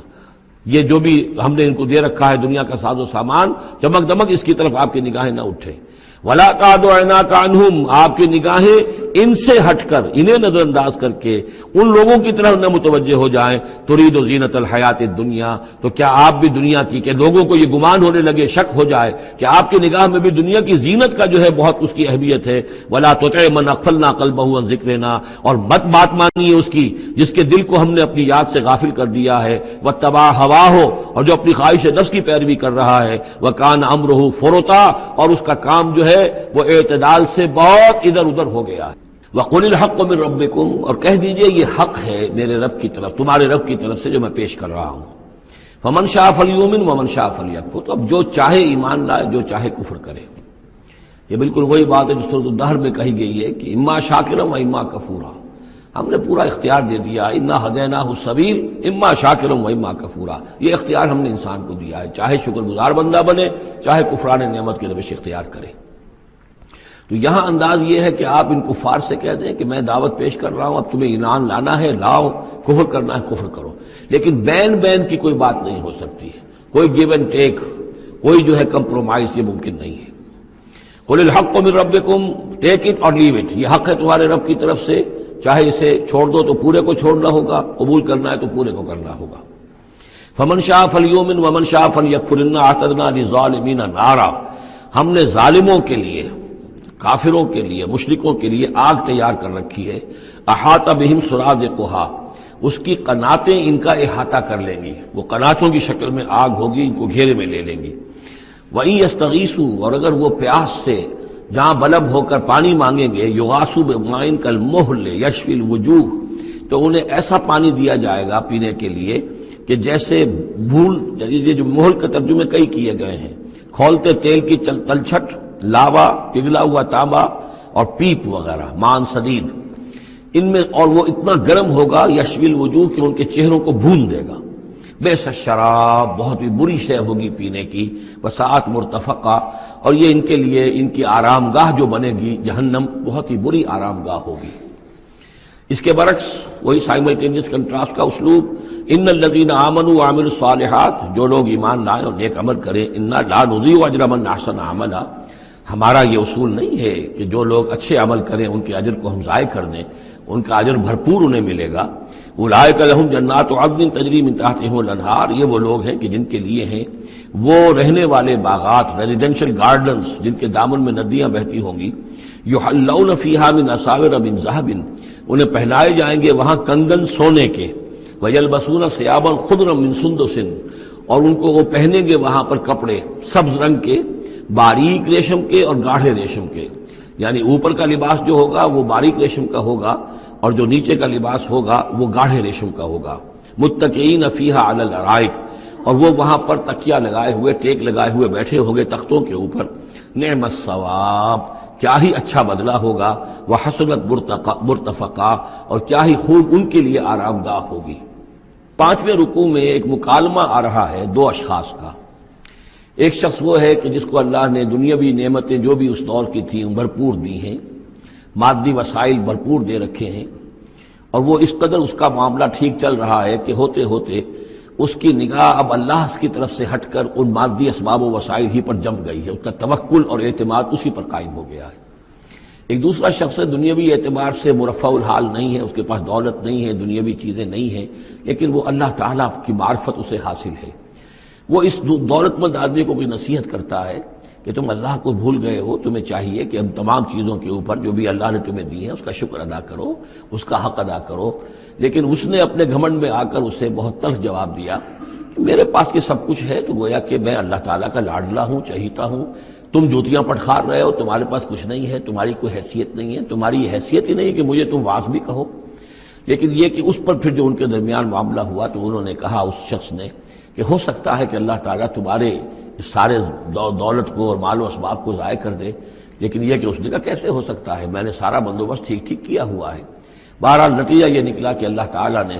اس کی اس پوری دولت کو ایک طریقے سے ضائع کر دیا، اور پھر وہ اپنے ہتھیلیاں ملتا رہ گیا، کف افسوس ملتا رہ گیا، اور اس نے کہا ہائے کاش کہ میں نے اپنے رب کے ساتھ شرک نہ کیا ہوتا۔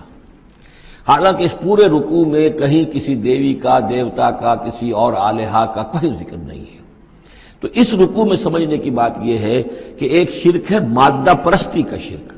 مادی اسباب و وسائل پر اتنا تکیہ ہو جائے، اتنا توکل ہو جائے، اتنا اعتماد ہو جائے کہ پھر اللہ تعالیٰ کو انسان بھول جائے، مسبب الاسباب پر سے نگاہ ہٹ جائے، اور وہ سمجھے کہ سارا اعتماد اور توکل میرا ان مادی اسباب و وسائل پر ہے۔ تو یہاں گویا کہ اس نے ان مادی وسائل و اسباب ہی کو اپنا معبود بنا لیا ہے۔ تو یہ شرک ہے جو اس دور کا سب سے بڑا شرک ہے۔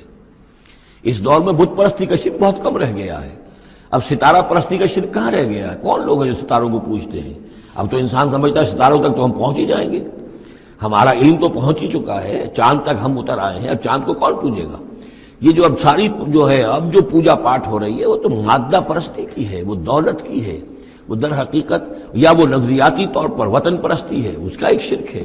تو یہ اس دور کے شرک کو سمجھنا بہت ضروری ہے، اور یہ رکوع اس اعتبار سے کہ اس میں کسی دیوی دیوتا کا ذکر نہیں ہے۔ تو شرک کون سا کیا اس نے؟ وہ شرک یہی ہے کہ اس نے دنیاوی مال و اسباب اور مادی اسباب و ذرائع کے اوپر اپنے سارے توکل کو جو ہے اس کے ساتھ منسلک کر دیا، یہی گویا کہ اس کو معبود بنا لینا ہے۔ وَاضْرِبْ لَهُم مَثَلَ الرَّجُلَيْنِ، ان کے لیے بیان کیجئے دو اشخاص کی مثال۔ جعلنا لأحدهما جنتين من عناب، ان میں سے ایک کو ہم نے دیے تھے دو باغ انگوروں کے، وحففناهما بنخل، اور ان دونوں کو گھیرے میں لیا ہوا تھا کھجوروں کے درختوں نے۔ اب دیکھیے کہ انگوروں کی بیلیں ہیں، اور چونکہ ادھر ادھر سے ہوا تیز نہ آئے تو کھجوروں کے جھنڈ جو ہیں وہ چاروں طرف لگے ہوئے ہیں، تاکہ ان کے مابین جو اس کی انگوروں کی بیلیں ہیں وہ بڑی محفوظ ہیں۔ وجعلنا بینہما زرعا، اور ان کے درمیان کھیتی بھی تھی، یعنی یہ کہ اناج کا سامان بھی ہے اور انگوروں کی بیلیں بھی ہیں، اور یہ کہ کھجوروں کے درخت بھی ہیں۔ کلتا الجنتین آتت اکلھا، اور وہ دونوں باغات اپنا پھل دیتے تھے، ولم تظلم منہ شیئا، سال بسال پھل آ رہا ہے، سال ہر سال ہو گئے، ہر سال پھل آ رہا ہے، اس میں کوئی کمی نہیں کرتے تھے۔ جب یہ چیز چلتی رہتی ہے تو آدمی کا خود بخود ایک توکل جو ہے وہ اس چیز کے ساتھ وابستہ ہو جاتا ہے، وہ بھول جاتا ہے کہ اس کی اللہ تعالیٰ کے فضل و کرم سے ہے یا اللہ کے اذن سے ہے، بلکہ یہ کہ وہ انہی چیزوں کو سمجھ بیٹھتا ہے کہ یہ دائم ہے اور قائم ہے۔ وَفَجَّرْنَا خِلَالَهُمَا نَهْرًا، اور ہم نے ان کے مابین ایک نہر بھی نکال دی تھی، آب پاشی کا بھی پورا نظام موجود ہے۔ وَكَانَ لَهُ ثَمَرٌ، اور اس کے میوے بھی تھے، یعنی یہ بھی تھا کہ باغ جو ہے پھلا ہوا اس وقت، انگور بھی ہیں اور کھجور بھی جو ہے درخت جو ہے لدے ہوئے ہیں، اور ایک اس کا مفہوم یہ بھی ہے میرے نزدیک جو زیادہ راجح ہے کہ اس کو اولاد بھی اللہ نے خوب دی تھی۔ جیسے درختوں پر پھل لگتا ہے تو انسان کے لیے اس کی اولاد جو ہے اس کے پھل کی حیثیت رکھتے ہیں، تو گویا کہ اس کو اولاد بھی ملی تھی۔ فقال لصاحبہ وہو یحاورہ، تو کہا اس نے اپنے ساتھی سے، ان سے وہ گفتگو کر رہے تھے، آپس میں گفتگو کر رہا، انا اکثر منک مالا واعز نفرا، میں تم سے کہیں بڑھ کر ہوں مال میں اور نفری میں۔ اب یہ نفری کے حوالے سے میں نے کانا لہو ثمر، اس کے بیٹے بھی تھے، اولاد بھی تھی، تو اس کے حوالے سے وہ نفری کی بات بھی کر رہا ہے، میرے بازو بھی بہت ہیں۔ وَدَخَلَ جَنَّتَهُ، اور وہ داخل ہوا اپنے باغ میں، وَهُوَ ظَالِمٌ لِنَفْسِهِ، اور وہ اپنے جان پر ظلم کر رہا تھا، یعنی اسی گمراہی کے اندر مبتلا تھا۔ قَالَ مَا أَظُنُّ أَن تَبِيدَ هَٰذِهِ أَبَدًا، انہوں نے کہا میں نہیں سمجھتا کہ یہ باغ بھی کبھی اجڑ سکتا ہے۔ کیا مجھے دھمکا رہے ہو کہ اللہ تعالیٰ جو ہے کہیں تم میری یہ دولت سلب نہ کر لے؟ دیکھو میں نے کھجوریں کس حساب سے یہاں پر لگائی ہیں کہ کوئی اگر آئے بھی، کوئی باد سرسر آئے یا کوئی اور بھی ہوا کا تیز لو کے جھونکے آئیں تو وہ میری انگوروں کے بیلوں تک نہ پہنچے۔ یہ گویا کہ سینٹینلز کھڑے ہوئے ہیں، کھجور کے درخت جو ہیں وہ روک رہے ہیں۔ پھر میں نے یہاں پہ آب پاشی کا نظام ہے، میرے نہر چلی ہوئی ہے۔ ما اظن ان تبید هذه ابدا، میں نہیں سمجھتا کہ میرا یہ باغ جو ہے کبھی یہ کہ برباد بھی ہو سکتا ہے۔ وما اظن الساعة قائمة، اور یہ جو تم قیامت وغیرہ کی بات کر رہے ہو، اول تو میرا گمان نہیں ہے کہ کوئی قیامت کھڑی ہونے والی ہے۔ وما اظن الساعة قائمة، میں نہیں سمجھتا کہ یہ قیامت ہونے والی، ہاں ڈکوسلے سے ہیں، کچھ بڑوں سے سنا تو ہے۔ اور یہ کہ وَلَئِن رُدِدتُّ إِلَىٰ رَبِّي، اگر مجھے لوٹا ہی دیا گیا اپنے رب کے پاس، لاجدن خیرا منہا منقلبا، تو مجھے وہاں لازماً ملے گا بہت بہتر لوٹ کر۔ اب اس کے اندر ایک فلسفہ ہے ان کا کہ جب اللہ نے مجھے یہاں دیا، اللہ کے وہ منکر نہیں تھے، اللہ نے مجھے یہاں دیا ہے تو اس کا مطلب یہ کہ میں چہیتا ہوں، لاڈلا ہوں، یا اللہ نے مجھے کچھ صلاحیتیں دی ہیں، میں نے بڑی عمدہ پلاننگ کر کے باغ بنائے ہیں، سارا اس کا بندوبست کیا ہے، تو یہ میری جو صلاحیت ہے، یہ اللہ کی دی ہوئی جو میرے اندر ہے، یہ جو خیر ہے، یہ کہاں چلا جائے گا؟ آخرت میں بھی مجھے پھر ملے گا اور اس سے بہتر ملے گا، اور تم جیسے یہاں جوتیاں پٹخار رہے ہو ایسے ہی وہاں پٹخارو گے۔ وَلَئِن رُدِدتُّ إِلَىٰ رَبِّي، اگر بالفرض ہو ہی گیا ایسا، لوٹا ہی دیا گیا میں اپنے رب کی طرف، لَأَجِدَنَّ خَيْرًا مِنْهَا مُنْقَلَبًا، تو اس سے بھی بہتر مجھے وہاں پر ملے گا۔ قَالَ لَهُ صَاحِبُهُ، اب اس اللہ کے بندے نے، جو نیک بندہ تھا، کہا اس سے، اس کے ساتھی نے، وَهُوَ يُحَاوِرُهُ، اور ان سے گفتگو کر رہا تھا، أَكَفَرْتَ بِالَّذِي خَلَقَكَ مِن تُرَابٍ، کیا تو نے کفر کیا اس ہستی کا جس نے تجھے مٹی سے بنایا، ثم من نطفہ، پھر گندے پانی کی بوند سے بنایا، ثم سواک رجلا، پھر تجھے ایک پورا انسان بنا کر کھڑا کر دیا۔ اب یہاں نوٹ، تجھے کفر کون سا کیا؟ یعنی یہ کہ وہ رب مان رہا ہے اللہ کو، اور رب کے ساتھ اس نے کسی اور کا ذکر نہیں کیا ہے۔ مطلب یہ کہ آخرت کا انکار در حقیقت اللہ کا انکار ہے۔ اگر تم آخرت کے بارے میں جو کہہ رہے ہو کہ نہیں میں نہیں سمجھتا کہ یہ کوئی ہونے والی بات ہے، تو چاہے تم اللہ کو اب اقرار کر رہے ہو، لیکن حقیقت میں اگر آخرت کو نہیں مانتے تو گویا کہ اللہ کا انکار ہے۔ لیکن هو اللہ ربی، لیکن جہاں تک میرا معاملہ ہے، میں نے تو اللہ کو اپنا رب مانا ہوا ہے، وہی میرا مالک ہے، آقا ہے، ولا اشرک بربی احدا، اور میں اپنے رب کے ساتھ کسی کو شریک نہیں ٹھہراتا۔ ولولا اذ دخلت جنتک قلت ما شاء اللہ، اور کیوں نہ ایسا ہوا کہ اللہ کے بندے جب تو اپنے باغ میں داخل ہوا، تو نے باغ دیکھا، پھلا ہوا ہے، ہرا بھرا ہے، ہر طرف منظر جو ہے بڑا دل خوشکن منظر ہے، تو کہتا ماشاء اللہ۔ یہ پھر وہی مجلسی کلمہ آ گیا جس میں توحید کوٹ کوٹ کر بھری ہوئی ہے، ماشاء اللہ، یہ جو اللہ نے چاہا، جو اللہ نے چاہا، یہ سب اس کے فضل و کرم سے ہے۔ لا قوت الا باللہ، کوئی طاقت نہیں ہے اللہ کے سوا۔ اگر اللہ کی طرف سے یہ بات نہ ہوتی تو میرے اندر کوئی صلاحیت نہیں تھی، اللہ ہی کی ہے در حقیقت، یہ دین ہے اسی کی عطا ہے۔ ان ترن انا اقل منک مالا و ولدا، اگر تم دیکھ رہے ہو کہ میں تم سے کم ہوں مال میں بھی اور اولاد میں بھی، فعسى ربی ان یؤتینی خیرا من جنتک، تو مجھے تو اپنے رب کے بارے میں یہ یقین ہے کہ وہ جب چاہے مجھے تیرے باغ سے بہتر باغ دے سکتا ہے، ویرسل علیہا حسبانا، اور تیرے باغ کے اوپر وہ کوئی اوپر سے کوئی لو کا جھونکا ایسا بھیج سکتا ہے، من السماء، آسمان سے، فتصبح صعیدا زلقا، کہ یہ پورا باغ جو ہے یہ جو ایک ایسا چٹیل میدان ہو کر رہ جائے کہ یہاں کوئی درخت رہے نہ بیلے رہے۔ معلوم ہوا کہ ہر چیز جب آنکھ کھلی گل کی تو موسم تھا خزاں کا، یہ ہو سکتا ہے، عین ممکن ہے۔ اور یصبح ماؤہا غورن، یا اللہ آسمان سے کوئی ایسی نہ بھی بھیجے کوئی چیز بلا، تو اس کا پانی ہی جو تمہارا یہ جو چشمہ چل رہا ہے، وہ پانی ہی اگر زمین کے اندر گہرا اتر جائے، یہ چشمہ خشک ہو جائے، فلن تستطیع لہ طلبا، اور پھر تو پانی کہیں سے لا نہ سکے، تو یہ باغ خود بخود اچڑ جائے گا۔ یہ سارے امکانات ہیں، مسبب الاسباب نے تمہارے لیے اس وقت سارے اسباب جمع کر رکھے ہیں، جب چاہے گا ان میں سے کسی ایک سبب کی بھی اگر تناب کھینچ لے تو یہ سارا معاملہ جو ہے یہ تو شیش محل کی طرح کا ہے، ایک ہی جو پتھر ہے وہ اس سب کو چکنا چور کر دے گا۔ وَأُحِيطَ بِثَمَرِهِ، معلوم ہوتا کہ وہ بہت ہی کوئی اللہ کا پہنچا ہوا شخص تھا، جو اللہ کا دوست تھا، اور اس کا دل دکھایا اس شخص نے، جس کو تانا دیا اسے انا خیر من کہ انا اکثر منک مالا و ولدا، تو اس حوالے سے اس کا دل دکھا ہے۔ اور یہ جان لیجئے کہ کسی اللہ والے کا، من عادى لي وليا فاذنته للحرب، تو ایک حدیث قدسی ہے، جو شخص میرے کسی ولی کے ساتھ دشمنی کرے پھر میری طرف سے اس کے خلاف اعلان جنگ ہے۔ تو اس نے چونکہ یہ دل دکھایا ہے، اور فارسی کا ایک شعر بھی بڑا مزیدار ہے کہ ہیچ قوم را خدا رسوا نہ کرد، تا دلے صاحب دلے نامد میں درد، کسی صاحب دل کے دل کو ٹھیس لگتی ہے، درد اس کے اندر پیدا ہو جاتا ہے، صاحب دل ہو، اللہ کی محبت اس کے دل میں ہو اور اسے ٹھیس پہنچے، تو تا دلے صاحب دلے نامد میں درد، ہیچ قوم را خدا رسوا نہ کر، قومیں بڑی رسوا ہو جاتی ہیں کسی ایک اللہ والے کی کہ دل جو ہے اس کی دل کو اگر تکلیف پہنچے۔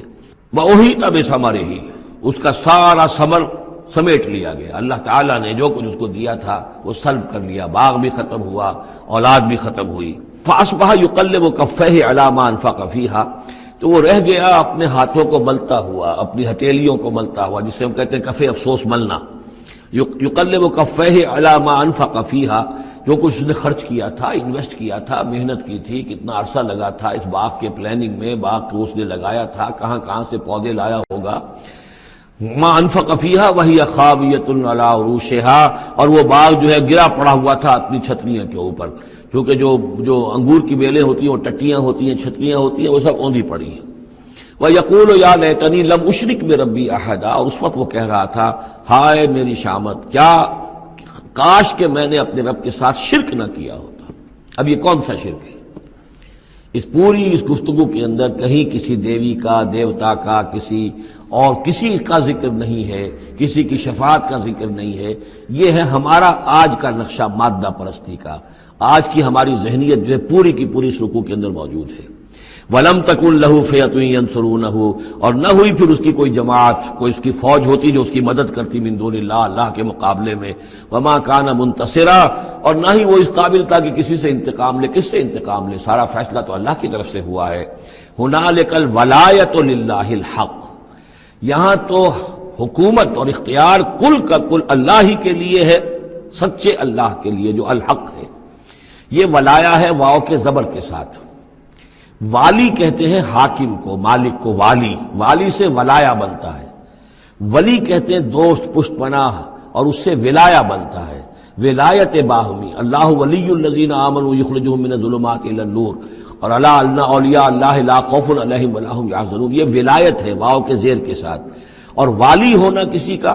فلاں ملک کا والی فلاں تھا، یعنی وہاں کا حکمران تھا، بادشاہ تھا، تو یہاں کی بادشاہی، یہاں کا اختیار، هنالک الولایۃ للہ الحق، کل ولایت اللہ ہی کے ہاتھ میں ہے۔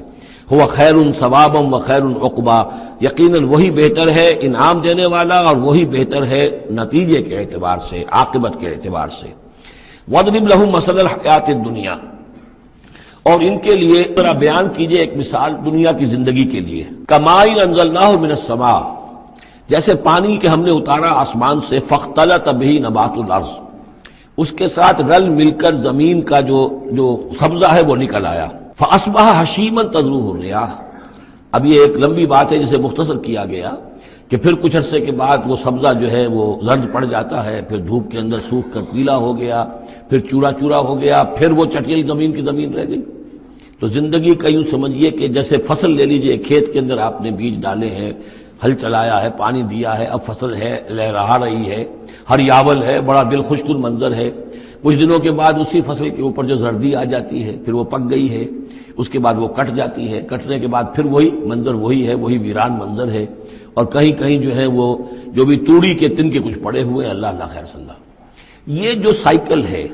یہ پلانٹ لائف کی سائیکل ہے، 3 مہینے کی ہے، 4 کی ہے، 6 کی ہے، 7 کی ہے، یہی ہے نا۔ لیکن یہی سائیکل ایک بڑے پیمانے پر انسانی زندگی کی ہے۔ ایک بچہ پیدا ہوا، اس وقت جو ہے بڑی خوشیاں منائی گئیں، پھر وہ بڑا جوان ہوا، قوی ہوا، طاقت والا ہوا، پھر اس کے اوپر ادھیڑ ابر آ گئی، بال میں سفیدی آ گئی، چہرے پر جو ہے وہ جھریاں پڑنی شروع ہوئیں، اس کے بعد پھر اس پر موت وارد ہوئی، پھر اسے قبر میں اتار دیا گیا، وہ مٹی سے تھا اور مٹی میں جا کر مل گیا۔ ایک ہی سپین ایک چل رہا ہے، سائیکل چل رہا ہے۔ یہ انسانی زندگی کا سائیکل ہے، اور یہ جو نباتاتی زندگی کا سائیکل ہے، فرق اس میں کچھ نہیں ہے۔ اوپر سے پانی آیا اور زمین کا سبزہ نکل آیا، اوپر سے روح آئی ہے اور ہمارے یہ اجساد اس زمین سے نکلے ہوئے ہیں، ان دونوں نے مل کر ہمیں اس حیات دنیاوی کی ایک شکل دے دی ہے۔ روح اوپر سے آئی ہے، زمینی شے نہیں ہے۔ بولے روح من امر ربی، اور یہ کہ زمینی طور پر جو بھی کچھ ہے، جو نظام ہے یہاں کا، اس میں یہ ہمارا جسم بنتا ہے اپنے ماؤں کے پیٹوں میں، اور پھر یہ روح کے ساتھ مل کر اس دنیا کی زندگی کے اندر ایک جو ہے ایک وقفہ امتحان جو ہے اس کو بسر کر رہا ہے۔ وَاضْرِبْ لَهُم مَثَلَ الْحَیَاةِ الدُّنْیَا، ان کے لیے دنیا کی زندگی کی مثال بھی بیان کیجئے۔ کَمَاءٍ أَنزَلْنَاهُ مِنَ السَّمَاءِ، جیسے کہ پانی جو ہم نے اتارا آسمان سے، فَاخْتَلَطَ بِهِ نَبَاتُ الْأَرْضِ، تو پھر اس کے ساتھ سبزہ جو ہے زمین کا رل مل کر نکل آیا۔ فَأَصْبَحَ حَشِيمًا، پھر وہ ہو گیا چورا چورا، تَذْرُوهُ الرِّيَاحُ، کہ جنہیں ہوائیں لیے اڑتی ہیں، اڑتی پھر رہی ہیں۔ وَكَانَ اللَّهُ عَلَىٰ كُلِّ شَيْءٍ مُقْتَدِرًا، اور یہ اللہ تعالیٰ جو ہے ہر شے پر قادر ہے، اس کے لیے جیسے یہ سائیکل چل رہا ہے تمہارا نباتاتی، ایسے ہی حیواناتی ہے، ایسا ہی تمہارا انسانی زندگی کا ہے۔ المال والبنون زینت الحیات الدنیا، یہ زینت کا لفظ 3 مرتبہ اس صورت میں آیا ہے، اور یہ اس کا عمود ہے، میں بتا چکا ہوں آپ کو۔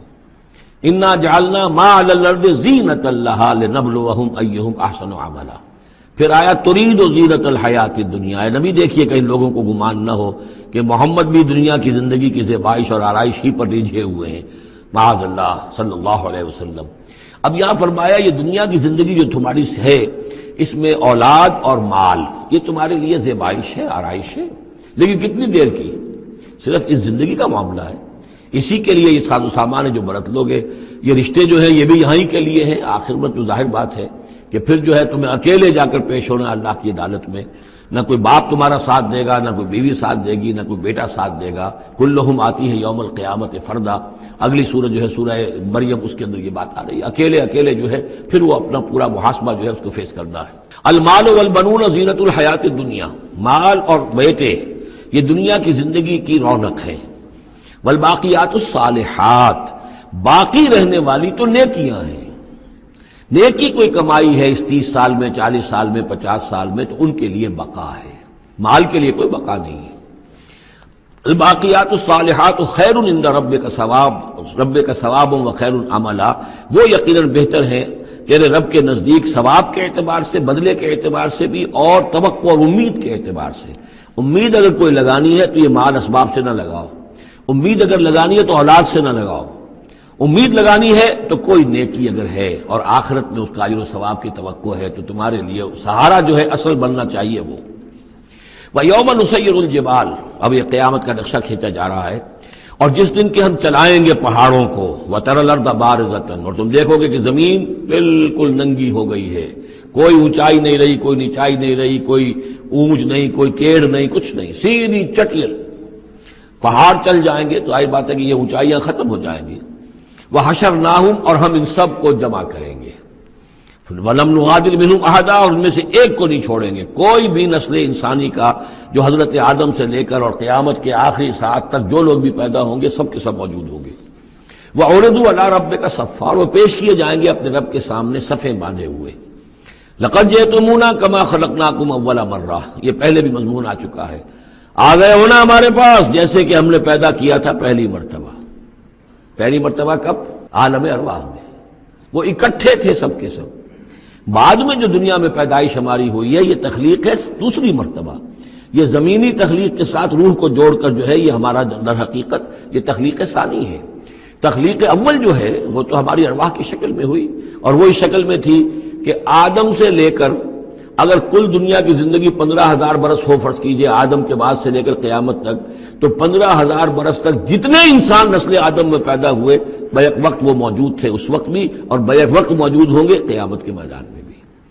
لَقَدْ جِئْتُمُونَا، آ گئے ہو ہمارے پاس، کَمَا خَلَقْنَاكُمْ أَوَّلَ مَرَّةٍ، جیسے کہ ہم نے پیدا کیا تھا تمہیں پہلی بار۔ بَلْ زَعَمْتُمْ أَن لَّن نَّجْعَلَ لَكُم مَّوْعِدًا، اس وقت ہم نے تم سے ایک قول و قرار لیا تھا، أَلَسْتُ بِرَبِّكُمْ قَالُوا بَلَىٰ، لیکن اس دنیا کی زندگی میں تمہیں یہ گمان ہو گیا تھا کہ تمہارے لیے ہم کوئی وقت، وعدے کا وقت مقرر نہیں کریں گے، یعنی ملاقات نہیں ہوگی، تم بھول گئے تھے اس ملاقات کو، جی چرا رہے تھے ہم سے ملنے سے۔ الذین لا یرجون لقاءنا، جو ہم سے ملاقات کی امیدوار ہی نہیں ہے، اس خیال ہی کو ذہنوں سے دور رکھتے تھے کہ کبھی اللہ کے حضور میں حاضری ہے۔ ووضع الکتاب، اور اعمال نامہ لا کر رکھ دیا جائے گا۔ وضع، اب وہ اعمال نامہ کیا ہوگا؟ کون سا جوائنٹ قسم کا کوئی کمپیوٹر ہوگا؟ ہر فرد نوع بشر آدم کی ہر نسل کا اس میں پورا کارنامہ زندگی محفوظ ہوگا۔ آپ کو معلوم ہے جیسے کمپیوٹر کے اوپر ایک بٹن دبتا ہے اور وہ سب آ گیا، اور ایک بٹن دبے گا اس کا پورا جو چھپ کر بھی آ گیا۔ ایک ایک فرد کی پوری زندگی کا ریکارڈ موجود ہے۔ جیسا کہ میں نے کئی بار عرض کیا، ان چیزوں کا ماننا اب جتنا آسان ہو گیا ہے، آج سے 100 برس پہلے ماننا اتنا آسان نہیں تھا۔ کس قدر گہرے ایمان بالغیب کی ضرورت تھی۔ آج تو یہ چیزیں ہمارے حساب کتاب میں آ رہی ہیں، چھوٹے چھوٹے سے بٹن کی طرح کا تو ٹیپ ریکارڈر ہوتا ہے کہ آپ سے ملنے کے لیے کوئی آیا ہے آپ کو پتہ ہی نہیں، اور اس کا جو بٹن ہے جو کوڈ کا آپ بٹن سمجھ رہے وہ ٹیپ ریکارڈر ہے، وہ آپ کے ساتھ جو گفتگو ریکارڈ ہو رہی ہے آپ کو پتہ ہی نہیں۔ جو صورتحال یہ ہو چکی ہے، ذرا لگائیے کہیں پر اور آپ کو معلوم ہوگا کہ آپ کی ساری گفتگو سن لیجیے آپ۔ یہ ساری ریکارڈنگ کے ہر چیز محفوظ ہو رہی ہے، اعمال نامے میں ہر شے موجود ہے۔ ووضع الکتاب، اور وہ لا کر اعمال نامہ رکھ دیا جائے گا، کہیں سے وہ کمپیوٹر شاید کس جگہ پر ہے اور وہاں سے وہ انسٹال جو ہے وہاں سے لا کر میدان حشر میں ٹکایا جائے گا۔ ووضع الکتاب فترى المجرمین مشفقین مما فیہ، تم دیکھو گے اب مجرموں کو ڈر رہے ہوں گے، کانپ رہے ہوں گے کہ اس میں کیا کچھ ہے۔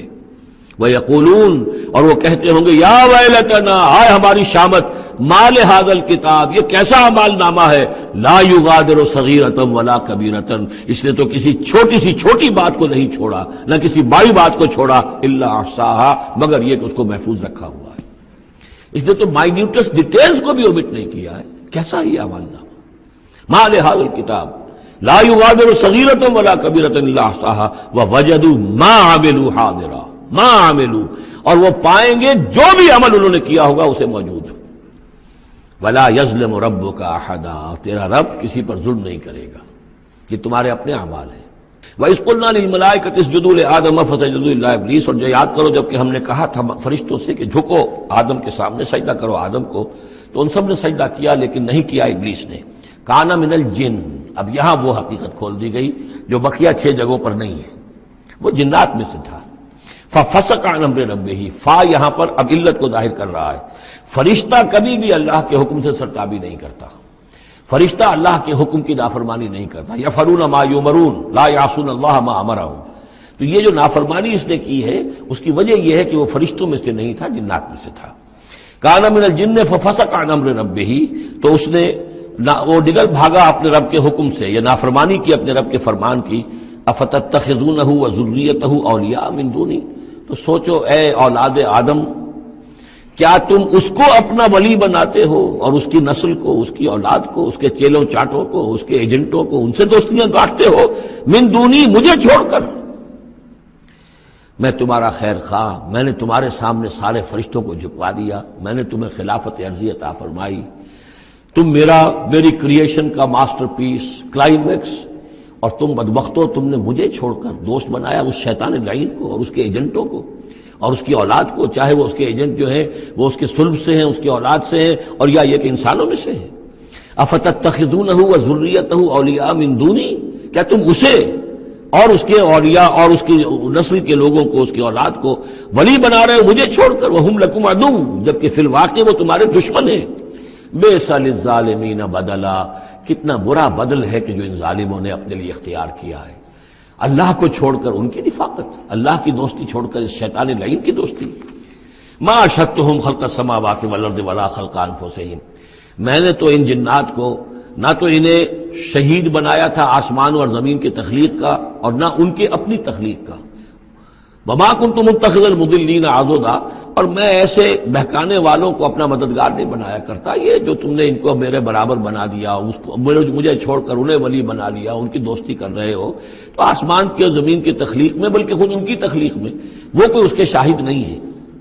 وَيَوْمَ يَقُولُ نَادُوا شُرَكَائِيَ الَّذِينَ زَعَمْتُمْ، اور جس دن کہ اللہ کہے گا کہ پکارو ذرا میرے ان شرکاء کو جن کا تمہیں زعم ہو گیا تھا، تمہیں گمان تھا کہ وہ میرے شریک ہیں، فَدَعُوهُمْ، تو وہ پکاریں گے ان کو، فَلَمْ يَسْتَجِيبُوا لَهُمْ، تو وہ انہیں کوئی جواب نہیں دیں گے، وَجَعَلْنَا بَيْنَهُمْ مَوْبِقًا، اور ان کے درمیان ہم ہلاکت والی گھاٹی حائل کر دیں گے، خلیج حائل کر دیں گے، کہ وہ جو شرکاء چاہے اولیاء اللہ ہی ہوں اور چاہے وہ انبیاء ہوں اور چاہے فرشتے ہوں، لیکن وہ کہ خلیج حائل ہوگی ہلاکت کی، وہ ان کی مدد کے لیے یا ان کی بات سن کر ان کے سفارش کرنے کے لیے نہیں آ سکیں گے۔ وَرَأَى الْمُجْرِمُونَ النَّارَ، اور مجرمین جو ہیں، ظالم، گناہ گار، کافر، وہ دیکھیں گے آگ کو کہ اب یہ ہے جس میں ہمیں جھونکا جانا ہے، فَظَنُّوا أَنَّهُمْ مُوَاقِعُوهَا، اور انہیں یقین ہو جائے گا کہ اب وہ اس میں ڈال دیے جائیں گے، وَلَمْ يَجِدُوا عَنْهَا مَصْرِفًا، اور وہ نہیں پائیں گے اس سے کہیں بھی بھاگنے کی کوئی جگہ، اس سے انحراف کی کوئی راستہ۔ وَلَقَدْ صَرَّفْنَا فِي هَذَا الْقُرْآنِ لِلنَّاسِ مِنْ كُلِّ مَثَلٍ، یہ آیت جو کہ تو سورہ بنی اسرائیل میں بھی آیت نمبر 89 ہے، وہاں یہاں یہ آیت 54 ہے، لیکن فرق کیا ہے؟ وہاں ہے وَلَقَدْ صَرَّفْنَا فِي هَذَا الْقُرْآنِ مِنْ كُلِّ مَثَلٍ، وَلَقَدْ صَرَّفْنَا فِي الْقُرْآنِ، وہاں ذرا الفاظ کا تھوڑا سا فرق ہے۔ وَكَانَ الْإِنسَانُ أَكْثَرَ شَيْءٍ جَدَلًا، ہم نے اس قرآن میں کل مثالیں پیدا کر جو بیان کر دی ہیں لوگوں کی ہدایت کے لیے، لیکن یہ کہ وہاں ہے فَأَبَى أَكْثَرُ النَّاسِ إِلَّا كَفُورًا، لیکن اکثر لوگ جو ہیں وہ کفران نعمت ہی پر اڑے رہتے ہیں۔ یہاں فرمایا وَكَانَ الْإِنسَانُ أَكْثَرَ شَيْءٍ جَدَلًا، لیکن انسان جو ہے تمام مخلوقات سے بڑھ کر ہے جھگڑالو۔ وَمَا مَنَعَ النَّاسَ أَن يُؤْمِنُوا، یہ الفاظ بھی جو کہ تو سورہ بنی اسرائیل میں بھی آئے تھے۔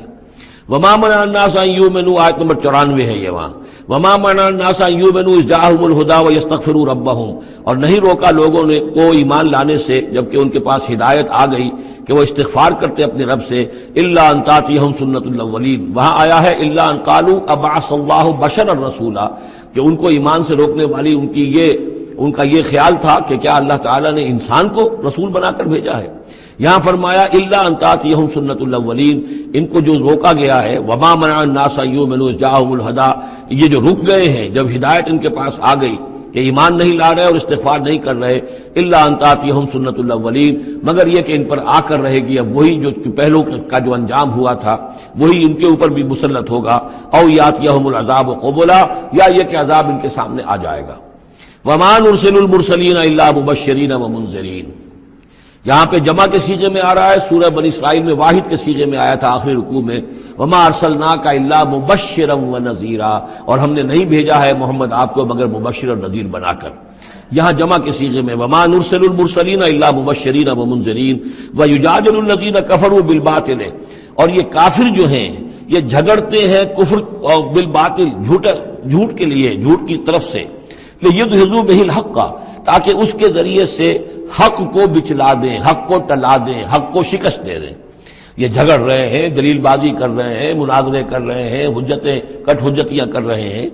وَيُجَادِلُ الَّذِينَ كَفَرُوا بِالْبَاطِلِ لِيُدْحِضُوا بِهِ الْحَقَّ وَاتَّخَذُوا آيَاتِي وَمَا أُنذِرُوا هُزُوًا، اور انہوں نے میری آیات کو اور جو انہیں انذار کیا گیا، خبردار کیا گیا، اس کو ہنسی مذاق اور ٹھٹھا بنا لیا ہے۔ وَمَنْ أَظْلَمُ مِمَّنْ ذُكِّرَ بِآيَاتِ رَبِّهِ، اس شخص سے بڑھ کر ظالم کون ہوگا جسے اس کے رب کی آیات کے ذریعے سے نصیحت کی جائے، یاد دہانی کرائی جائے، فَأَعْرَضَ عَنْهَا، پھر بھی وہ اعراض کرے ان آیات الہیہ سے، وَنَسِيَ مَا قَدَّمَتْ يَدَاهُ، اور بھول جائے کہ اس کے دونوں ہاتھوں نے آگے کیا بھیجا ہوا ہے، کیا کرتوت ہیں جو بھیجے ہوئے ہیں۔ اگر تو ایمان لے آتا، ان آیات سے استفادہ کرتا، اپنے کیے پر پچھتاتا، توبہ کرتا، اس دنیا ہی میں اپنے سابقہ گناہوں کی اللہ تعالیٰ سے معافی لے کر جاتا۔ لیکن یہ کہ یہاں تو صورت یہ ہے کہ وَمَنْ أَظْلَمُ مِمَّنْ ذُكِّرَ بِآيَاتِ رَبِّهِ، اسے تذکیر کی گئی، نصیحت کی گئی اس کے رب کی آیات سے، فَأَعْرَضَ عَنْهَا، اس نے اعراض کیا، وَنَسِيَ مَا قَدَّمَتْ يَدَاهُ، اور بھولے رہا وہ کہ کیا کچھ اس نے آگے بھیجا ہوا ہے، کیا جھاڑ جکاڑ جو ہے اس نے عاقبت کے لیے تیار کیا ہوا ہے۔ اِنَّا جَعَلْنَا عَلَىٰ قُلُوبِهِمْ أَكِنَّةً أَن يَفْقَهُوهُ، یہ مضمون بھی آ چکا ہے سورہ بنی اسرائیل میں، حجابا مستورا، اور ہم نے ان کے دلوں کے اوپر جو ہے پردے ڈال دیے ہیں۔ انا جعلنا علی قلوبہم اکنۃ یفقہوہ، ہم نے ان کے دلوں کے اوپر پردے ڈال دیے ہیں کہ اسے سمجھ نہ پائیں، وفی آذانہم وقرا، اور ان کے کانوں میں ہم نے ثقل پیدا کر دیا، بوجھ پیدا کر دیا کہ یہ سن نہیں سکتے۔ وان تدعوہم الی الہدی، اور اگر آپ پکاریں گے انہیں ہدایت کی طرف دعوت دیں گے، فلن یہتدوا اذا ابدا، تو یہ کبھی بھی ہدایت پانے والے نہیں ہیں۔ یعنی اب ان کے دلوں پر مہر لگ چکی ہے، اب اللہ تعالیٰ کا وہ جو قانون ہے ہدایت و ضلالت کا، اس کی جو آخری دفعہ ہے وہ ان کے اوپر لگ چکی ہے، ان کے اوپر اپلائی ہو چکی ہے۔ وَرَبُّكَ الْغَفُورُ ذُو الرَّحْمَةِ، اور آپ کا رب جو ہے بہت بخشنے والا ہے، بہت رحمت والا ہے۔ لَوْ يُؤَاخِذُهُم بِمَا كَسَبُوا لَعَجَّلَ لَهُمُ الْعَذَابَ، اگر وہ جو کچھ بھی ان کی کمائیاں ہیں، جو کرتوت ہیں، ان کے اوپر فوراً مواخذہ کر لیتا تو بہت جلدی ان کو عذاب جو ہے بھیج دیتا۔ اس سے پہلے آ چکا ہے، پھر زمین کے اوپر تو کوئی ایک انسان بھی باقی نہ رہتا اگر فوری طور پر انسان کو جو ہے سزا دے دی جائے۔ لَعَجَّلَ لَهُمُ الْعَذَابَ، تو اللہ تعالیٰ یقیناً بہت جلدی دے دیتا ان کو عذاب۔ بل لَهُم مَوْعِدٌ، نہیں، ان کے لیے ایک وقت ہے، وعدے کا وقت ہے جو معین ہے۔ لَن يَجِدُوا مِن دُونِهِ مَوْعِلًا، وہ اس سے کہیں سرکنے کی جگہ نہیں پائیں گے۔ جب وہ اجل آ جائے گی، جب وہ موعد آ جائے گا، جو وعدے کا وقت آ جائے گا، پھر جیسے پہلے ہم پڑھ چکے لا یستقدمون ولا یستاخرون، نہ اب آگے جا سکیں گے نہ پیچھے۔ وَتِلْكَ الْقُرَىٰ أَهْلَكْنَاهُمْ لَمَّا ظَلَمُوا، اور یہ وہ بستیاں ہیں جن کا کہ ذکر ہم قرآن مجید میں بار بار کر چکے ہیں۔ یہ احقاف کے اندر جو لوگ آباد تھے، اور یہ جو حجر میں لوگ تھے، اصحاب الایکا تھے، وہ عمورہ اور صدوم کی بستیاں تھیں۔ وَتِلْكَ الْقُرَىٰ أَهْلَكْنَاهُمْ لَمَّا ظَلَمُوا، ہم نے ان کے رہنے والوں کو ہلاک کیا جبکہ انہوں نے ظلم کی روش اختیار کی، شرک کی اور کفر کی روش اختیار کی۔ وَجَعَلْنَا لِمَهْلِكِهِمْ مَوْعِدًا، اور ان کی بھی ہلاکت اور بربادی کے لیے ہم نے ایک وعدے کا وقت معین کر دیا تھا، اس وقت معین سے پہلے عذاب ان پر بھی نہیں آ سکتا تھا۔ وَإِذْ قَالَ مُوسَىٰ لِفَتَاهُ لَا أَبْرَحُ حَتَّىٰ أَبْلُغَ مَجْمَعَ الْبَحْرَيْنِ أَوْ أَمْضِيَ حُقُبًا، اب یہ دو رکوع ہیں کہ جن میں حضرت موسیٰ علیہ السلام کے ایک سفر کا ذکر ہے۔ روایات میں جو بات معلوم ہوتی ہے، اور وہ اس قرآن مجید کے بیان کے ساتھ وہ چیز مطابقت رکھتی ہے، اس لیے بیان کر رہا ہوں کہ حضرت موسیٰ کو اللہ تعالیٰ نے حکم دیا کہ فلاں جگہ پر جاؤ اور وہاں تمہیں ہمارا ایک بندہ ملے گا، اور وہ بندہ جو ہے بہت صاحب علم ہے، کچھ عرصہ اس کے پاس رہو۔ ہو سکتا ہے کہ یہ حضرت موسیٰ علیہ السلام کا بھی ابتدائی دور ہو نبوت کا، اور جیسے کہ اللہ تعالیٰ نے ہمیں معلوم ہے روایات سے 3 برس تک جو حضور صلی اللہ علیہ وسلم کی تعلیم کا بندوبست کیا ہے، ایک فرشتہ جو ہے مستقل جو ہے آپ کے ساتھ رہا ہے، اسی طریقے سے شاید اللہ تعالیٰ نے کسی یا تو فرشتے کو، جسے ہم خضر کہہ دیتے ہیں، یہ بھی کوئی یقین کے ساتھ معلوم نہیں کہ وہ خضر علیہ السلام، قرآن میں ان کا نام نہیں ہے، یہ بھی رائے ہے کہ وہ فرشتے ہیں، یہ بھی رائے ہے کہ وہ انسانوں میں سے کوئی انسان ہے جن کو اللہ تعالیٰ نے بہت لمبی عمر دے دی ہے، جیسے جن کو دے رکھی ہے ایک ابلیس کو، تو انسانوں میں سے ایک اچھے اپنے نیک اور اپنے پسندیدہ اور برگزیدہ انسان کو بھی اس نے بہت بڑی عمر دے رکھی ہے، وہ حضرت خضر ہے، واللہ عالم، اس کے بارے میں کوئی تفصیل ہم نہیں جان سکتے، لیکن یہ کہ حضرت موسیٰ علیہ السلام سے کہیں کسی جگہ پر ان کو یہ خیال آ گیا کہ شاید اس وقت روئے ارضی پر سب سے زیادہ علم جو ہے اللہ تعالیٰ نے مجھے عطا کیا ہے، لیکن اس کے لیے پھر ذرا تعدیباً اور تربیتاً اور تعلیماً اب انہیں کہا گیا کہ فلاں ہمارا بندہ فلاں جگہ جاؤ، تمہاری ملاقات ہوگی، کچھ دیر اس کے پاس رہو اور دیکھو کہ وہ اس سے کیا حکمت تم سیکھ سکتے ہو۔ اب اس کے لیے حضرت موسیٰ نکلے ہیں اپنے نوجوان ساتھی خادم کے ساتھ، یوشع ابن نون ان کو ساتھ لے کر۔ وَإِذْ قَالَ مُوسَىٰ لِفَتَاهُ لَا أَبْرَحُ حَتَّىٰ أَبْلُغَ مَجْمَعَ الْبَحْرَيْنِ، اور جب کہا موسیٰ نے اپنے اس نوجوان ساتھی سے جن کا نام یوشع ابن نون ہے کہ میں نہیں باز آؤں گا یہاں تک کہ چلتا رہوں اور پہنچ جاؤں مجمع البحرین تک، جہاں پر کہ دونوں دریا مل جاتے ہیں، او امضیہ حقبا، یا پھر میں چلتا رہوں گا، چاہے وہ مجھے سینکڑوں برس گزر جائیں میں چلتا رہوں گا۔ بتایا گیا تھا مجمع البحرین پر وہ ملے گا، اور خاص نشانی اس کی بتا دی گئی تھی کہ ہمارا وہ بندہ وہاں ملے گا تمہیں۔ اب مجمع البحرین پر بھی اختلاف ہے، ایک کا تو خیال یہ ہے، وہ جو نقشہ میں نے آپ کو دکھایا تھا، کہ یہ جو ریڈ سی ہے، اس کی جو 2 کھاڑیاں ہو جاتی ہیں، تو ان کا جو مقام اتصال ہے گویا کہ وہاں بھیجا گیا کہ یہاں پر، لیکن صحیح رائے زیادہ جو ہے وہ یہ ہے کہ یہ جو دریائے نیل آتا ہے مصر میں، تو یہ سوڈان سے آتا ہے، تو 2 دریا مل کر یہ دریا بنتے ہیں، النیل الازرق اور النیل الابیض، ایک سفید رنگ کا پانی ہے اور ایک بھی نیلے رنگ کا پانی ہے۔ یہ نقشہ ہمیں بھی اٹک پر نظر آتا ہے، دریائے سندھ جو تربیلا سے نکل کر پانی آتا ہے وہ نیلے رنگ کا ہے، اور جو دریائے کابل کا پانی آ رہا ہوتا ہے مغرب سے تو اس کا وہ پانی گدلا ہے، اور کافی دور تک پھر ہمیں نظر آتا ہے کہ یہ دریائے کابل کا پانی چل رہا ہے گدلے رنگ کا، اور یہ صاف صاف پانی جو ہے دریائے سندھ کا چل رہا ہے، تو اسی طرح کا معاملہ وہاں پر ہے۔ نیل جو ہے نیلا نیل اور سفید نیل، النیل الازرق اور النیل الابیض، وہاں پر پہنچے ہیں کہیں، یہ یوں سمجھیے خرطوم کے آس پاس، کہ میں اب چلتا جاؤں گا۔ فلما بلغا مجمع بینہما، جب یہ پہنچ گئے اس دونوں دریاؤں کے ملنے کی جگہ پر، نسیا حوتہما، یہ بتا دیا گیا تھا کہ ایک جو مچھلی ہے تل کر اس کو ساتھ لے لینا تاکہ تمہارے وہ غذا کا کام بھی دے گی، اور اسی کو نشانی بنانا تھا اللہ نے بتانے کے لیے کہ کس جگہ پر وہ اس شخص سے ملاقات ہوگی۔ جب وہ پہنچے ان دونوں کی مجمع کے مقام پر، نسیا حوتہما، تو انہوں بھول گئے اپنی اس مچھلی کو، فاتخذ سبیلہ فی البحر سربا، اور وہ مچھلی جو ہے وہ زندہ ہو کر، حالانکہ بھنی ہوئی تھی تلی ہوئی تھی، وہ زندہ ہو کر اور اس نے وہ سرنگ سی بنا کر اور سمندر میں چلی گئی۔ فلما جاوزا، اب یہ نقشہ جو ہے یہ ان کے جو ساتھی تھے یوشع ابن نون، انہوں نے دیکھا ہے اپنی نگاہ سے کہ یہ معاملہ ہوا ہے، لیکن یہ کہ اس کا تذکرہ کرنا حضرت موسیٰ علیہ السلام سے بھول گئے۔ فلما جاوزا، جب وہ وہاں سے آگے نکل گئے، قال لفتاه آتنا غداءنا، انہوں نے اپنے اس نوجوان ساتھی سے کہا، خادم سے، کہ بھئی ہمارا وہ کھانا لے آؤ، ناشتہ لے آؤ، لقد لقینا من سفرنا ھذا نصبا، اب ہمیں اس سفر سے کوئی تکان طاری ہو گئی ہے، ایگزاسشن ہو رہی ہے۔ اور یہاں یہ نقطہ بیان کیا ہے مفسرین نے کہ چونکہ اس اصل مقام سے آگے نکل آئے تھے اس لیے اب تکان ہوئی ہے، ورنہ جو مقام تک پہنچنا تھا وہاں تک انہیں تکان کا کوئی احساس نہیں ہوا۔ قال ارأيت إذ أوينا إلى الصخرة، اس نوجوان نے یہ کہا خادم نے کہ آپ دیکھیے، جب ہم اس چٹان کے پاس تھوڑی دیر کے لیے رکے تھے سستانے کے لیے، فإني نسيت الحوت، تو میں اس مچھلی پر نگاہ رکھنا بھول گیا، اس کی حفاظت کرنا بھول گیا، وما أنسانيه إلا الشيطان أن أذكره، اور شیطان نے مجھے بلائے رکھا کہ میں آپ سے ذکر بھی نہیں کر سکا۔ واتخذ سبيله في البحر، وہ تو زندہ ہو کر اور اس نے اپنا راستہ بنایا اور سمندر میں اتر گئی یا دریا میں اتر گئی۔ عجبا، بہت عجیب یہ واقعہ تھا جو پیش آیا تھا۔ قال ذلك ما كنا نبغي، اب حضرت موسیٰ نے کہا اسی کے تو ہم تلاش میں تھے، یہی تو نشانی بتائی گئی تھی کہ یہاں پر، اب چلو واپس وہیں۔ فارتدا على آثارهما قصصا، تو وہ اب لوٹے اپنے نقوش پا کو دیکھتے ہوئے، چونکہ وہیں پہنچنا ہے اب جہاں پر کہ وہ مچھلی جو ہے وہ زندہ ہو کر اور دریا میں اتر گئی تھی۔ فوجد عبدا من عبادنا، اب جو وہاں پہنچے تو پایا ہمارے بندوں میں سے ایک خاص بندے کو، آتیناہ رحمتا من عندنا، ہم نے اسے رحمت عطا کی تھی خاص اپنے پاس سے،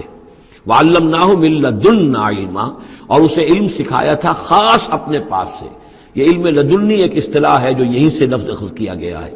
ایک علم وہ ہے جو ہم سیکھتے ہیں، جو بھی پڑھتے ہیں سیکھتے ہیں، تفسیر پڑھی ہے، عربی پڑھی ہے، نحو پڑھی ہے، فقہ پڑھی ہے، یہ علم حاصل ہو رہا ہے، یا جیوگرافی پڑھی ہے، تاریخ پڑھی ہے۔ ایک وہ علم ہے جو اللہ کسی کے دل میں ڈال دیتا ہے بغیر کسی مادی طور پر دنیاوی اعتبار سے کسی تحصیل علم کی مشقت سے گزرے ہوئے، اس کو علم لدنی کہتے ہیں۔ لدن کہتے ہیں نزدیک، لدن اللہ، لدنی ہم نے اپنے پاس سے، اپنے خاص خزانہ فضل سے، خاص خزانہ فیض سے اسے علم عطا کیا تھا۔ ہم نے اسے رحمت بھی دی تھی، آتیناہ رحمتا من عندنا وعلمناہ من لدنا علما۔ قال له موسیٰ، ان سے کہا موسیٰ نے، هل اتبعک، اگر آپ اجازت دیں تو میں کچھ عرصہ آپ کے ساتھ رہوں، علی ان تعلمنی مما علمت رشدا، لیکن اس لیے اس شرط کے ساتھ کہ آپ مجھے بھی سکھائیں کچھ جو آپ کو علم دیا گیا ہے، اور جو بڑی سعادت مجھے اللہ نے بتایا ہے کہ آپ کو اللہ نے بڑا عقل، بڑی سمجھ بوجھ اور بڑی حکمت عطا کی ہے۔ قال انک لن تستطیع معی صبرا، انہوں نے کہا کہ دیکھو تم میرے ساتھ رہ کر صبر نہیں کر سکو گے۔ وَكَيْفَ تَصْبِرُ عَلَىٰ مَا لَمْ تُحِطْ بِهِ خُبْرًا، اور کیسے صبر کرو گے اس چیز پر کہ جس کا کہ علم تمہارے پاس نہیں ہے، جس کا تم نے احاطہ نہیں کیا ہے، تمہیں تو بات بڑی غلط لگے گی، عجیب سی لگے گی۔ قَالَ سَتَجِدُنِي إِن شَاءَ اللَّهُ صَابِرًا، حضرت موسیٰ نے کہا کہ نہیں، انشاءاللہ آپ مجھے صابر پائیں گے، میں صبر کروں گا، وَلَا عَصِي لَكَ أَمْرًا، اور میں آپ کی کسی حکم کی خلاف ورزی نہیں کروں گا۔ اب دیکھیے یہاں انشاءاللہ صبر کے ساتھ تو آ گیا، ولا عاصی لک امرا، آپ کے حکم کی خلاف ورزی نہیں کروں گا، یہاں انشاءاللہ نہیں آیا ہے، اور اسی میں خلاف ورزی ہو گئی، یعنی یہ کہ انہوں نے جو حکم دیا تھا پھر اس کی وہ پابندی نہیں کر پائے۔ ولا تقولن لشیء انی فاعل ذلک غدا، اس کے ساتھ اس کو جوڑ لیجئے جو اب پڑھا ہے اسی صورت میں، حضور سے کہا گیا تھا کبھی نہ یہ کہیے گا، یہاں بھی کہتے ہیں انشاءاللہ میں کوشش کروں گا، انشاءاللہ اللہ تعالیٰ کے فضل و کرم سے میں آپ کے حکم کی خلاف ورزی نہیں کروں گا۔ قال فإن اتبعتنی، اب یہ حکم ہے ان کا، انہوں نے کہا کہ اگر تم میرے ساتھ چلنا چاہتے ہو، رہنا چاہتے ہو، فلا تسألنی عن شیء، تو کسی چیز کے بارے میں مجھ سے خود مت پوچھنا، حتی احدث لک منہ ذکرا، یہاں تک کہ میں خود اس کے بارے میں کوئی تذکرہ کروں، بس دیکھتے جاؤ جو بھی میرے ساتھ ہو رہا ہے، دیکھتے رہو، آبزرو کرو، چپ رہو، خاموش رہو، میں جب مناسب سمجھوں گا جو اصل حکمت ہے ان چیزوں کی کہ جو تمہارے مشاہدے میں آئیں گی وہ میں تمہیں بتا دوں گا، لیکن تم مجھ سے سوال نہیں کرو گے۔ فانطلقا، اب وہ دونوں چلے، گویا کہ حضرت موسیٰ نے وہ بات مان لی۔ حتی اذا رکبا فی السفینۃ، یہاں تک کہ جب وہ دونوں سوار ہوئے کشتی میں، خرقہا، اب ان صاحب نے، یہ جو صاحب موسیٰ انہیں کہیں یا حضرت خضر کہیں، انہوں نے کشتی کا ایک تختہ اکھاڑ دیا۔ قال خرقتها لتغرق اهلها، اب حضرت موسیٰ علیہ السلام کہاں خاموش رہنے والے تھے، اتنا غلط کام کر رہے ہو تم، ساری کشتی کو ڈبونا چاہتے ہو، کیا تم نے توڑ ڈالا ہے، پھاڑ دیا ہے اس کشتی کو تاکہ غرق کر دو اس کے اندر جو سوار ہیں ان سب کو؟ لقد جئت شیئا امرا، یہ تو آپ نے ایک بہت غلط کام کیا، بہت بھاری ایک جرم ہے جو آپ سے سرزد ہوا ہے۔ قال الم اقل انک لن تستطیع معی صبرا، انہوں نے کہا کیا میں نے نہیں کہا تھا کہ تم میرے ساتھ صبر نہیں کر سکو گے؟ تو اصل بات سمجھ لیجئے وہ کیا ہے کہ دنیا میں جو ظاہر میں کوئی عمل ہو رہا ہوتا ہے ہم اس کو دیکھتے ہیں، اس کے پیچھے اللہ کی کیا مشیت کام کر رہی ہے وہ ہمیں نظر نہیں آتی۔ بظاہر کوئی شے ہمارے لیے بری ہے، اس کے پیچھے کوئی خیر آ رہا ہے، ہم اس بری چیز کو برا سمجھ کر اور وہ ہم جو ہے نالا و شیون کا معاملہ اختیار کر لیتے ہیں۔ عسیٰ ان تکرہوا شیئا وہو خیر لکم وعسیٰ ان تحبوا شیئا وہو شر لکم واللہ یعلم وانتم لا تعلمون، یہ ہے اصل میں وہ بات کہ جو سورہ بقرہ میں ہم نے پڑھی تھی۔ ہو سکتا ہے تم کسی چیز کو برا سمجھو جبکہ حقیقت میں وہ تمہارے لیے بہتر ہو، اور ہو سکتا ہے کہ تم کسی چیز کو اچھا سمجھو، حقیقت میں تمہارے لیے وہ مضر ہو۔ اللہ جانتا ہے تم نہیں جانتے، تو تفویض الامر ہونا چاہیے اللہ کی طرف، اے اللہ جو تجھے میرے لیے پسند ہے۔ لیکن یہ جو بھی فرشتے کر رہے ہوتے ہیں، اور ظاہر بات ہے یہ بھی ہو سکتا ہے فرشتے ہوں یا اولیاء اللہ میں سے کسی کی روح ہے، تو جیسا کہ شاہ ولی اللہ کا قول میں نے آپ کو سنایا ہے کہ وہ بھی ملائکہ کے طبقہ اسفل میں شامل ہو جاتے ہیں اور وہی اللہ تعالیٰ کے احکام کی جو ہے تنفیذ کرتے ہیں۔ تو یہ شرعی احکام نہیں ہے، یہ تکوینی احکام ہے۔ کسی کا بچہ جو ہے چھت کے اوپر سے گرا مر گیا، اب وہ تو چیخ رہا ہے، ماں بھی چیخ رہی ہے، بہن بھائی بھی چیخ رہے ہیں، اب کیا پتا کہ یہ بچہ جو ہے اگر بڑا ہو جاتا تو یہ ماں باپ کے لیے سہانے روح ہوتا۔ اللہ نے ان کے لیے خیر کیا ہے کہ اس بچے کو اس وقت لے لیا ہے، لیکن انہیں تو پتا نہیں کہ آئندہ کیا ہونا تھا۔ تو ہم ظاہر کو دیکھ کر جو ہے گھبرا جاتے ہیں اور اس کو اپنے لیے برا سمجھ بیٹھتے ہیں، جبکہ اللہ تعالیٰ کی بیدک الخیر، اللہ کے ہاتھ میں خیر ہی خیر ہے، لیکن ہماری شارٹ سائٹڈنس ہے کہ جس کی وجہ سے ہم چیزوں کو کسی اور رنگ میں لے رہے ہیں۔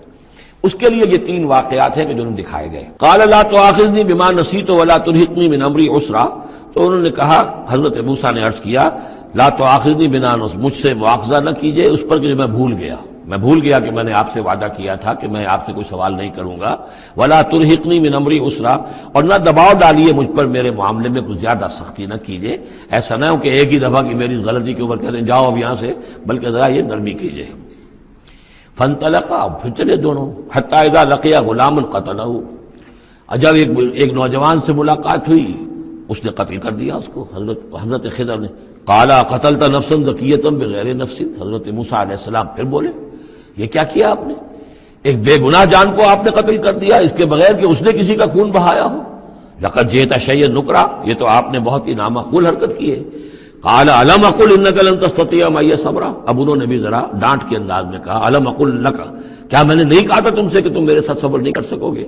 قال ان سالتک عن شیء بعدها فلا تصاحبنی، حضرت موسیٰ نے عرض کیا کہ اچھا ٹھیک ہے،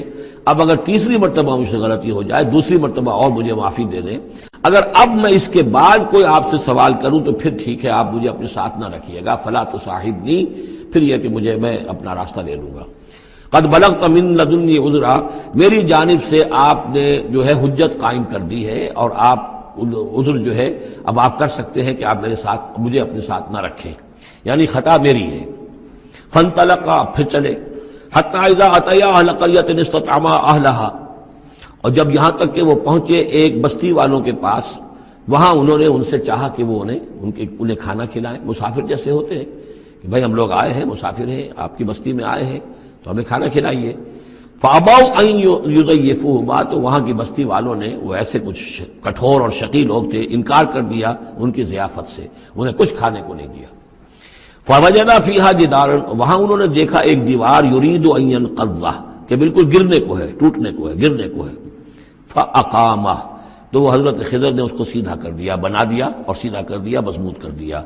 قال لو شئت لاتخذت علیہ اجرا، تو حضرت موسیٰ نے پھر کہا کہ اگر آپ چاہتے، یہ اتنے ناہنجار لوگ، انہوں نے مسافروں کو کھانا تک نہیں دیا اور آپ نے بغیر مزدوری لیے ہوئے ان کا کام کر دیا، ان کی دیوار سیدھی کر دی۔ لو شئت لاتخذت علیہ اجرا، آپ اس پر اجرت طلب کرتے ان سے، اور یہ جو اجرت سے جو ہے بہرحال ہم جو ہے کچھ نہ کچھ کھاتے پیتے۔ قال ھذا فراق بینی و بینک، کہ بس یہ اب میرے اور آپ کے درمیان اب علیحدگی کا وقت ہے۔ سأنبئک بتأویل ما لم تستطع علیہ صبرا، اب میں تمہیں بتائے دیتا ہوں اصل راز اور حقیقت ان چیزوں کا جس پر کہ آپ صبر نہ کر سکے۔ اما السفینہ، جہاں تک اس کشتی کا معاملہ ہے، فکانت لمساکین یعملون فی البحر، تو یہ ان مزدوروں کی ملکیت تھی کہ جو دریا میں محنت کرتے ہیں، جیسے کشتی ہے ادھر سے ادھر اتار دیا، دو پیسے لے لیے، ایک پیسہ لے لیا، یہ مزدوری کر رہے ہیں، ان کے لیے گویا کہ کمائی کا اور ان کی معاش کا یہی ذریعہ ہے۔ فاردت ان اعیبھا، میں نے یہ چاہا کہ اس کو عیبدار کر دوں۔ وکان وراءہم ملک یاخذ کل سفینۃ غصبا، جبکہ آگے جو ہے ایک بادشاہ تھا، حاکم تھا، جو ہر کشتی کو کہ جو ثابت و سالم ہے اسے وہ غصب کر رہا ہے، اس کو جو ہے کنفسکیٹ کر رہا ہے، جیسے آج کل بھی ہوتا ہے ہمارے ہاں، وہ ویگنز جو ہیں وہ پولیس والے روک لیتے ہیں، تو اسی طریقے سے وہ جو ہے قبضہ کر رہا ہے ان پر۔ یاخذ کل سفینۃ غصبا، اب وہ دیکھے گا کہ یہ تو ٹوٹی بھی کشتی چھوڑ دے گا، تو کشتی میں ایک تختہ لگا لینا تو آسان کام ہے، پوری تختی جا رہی تھی،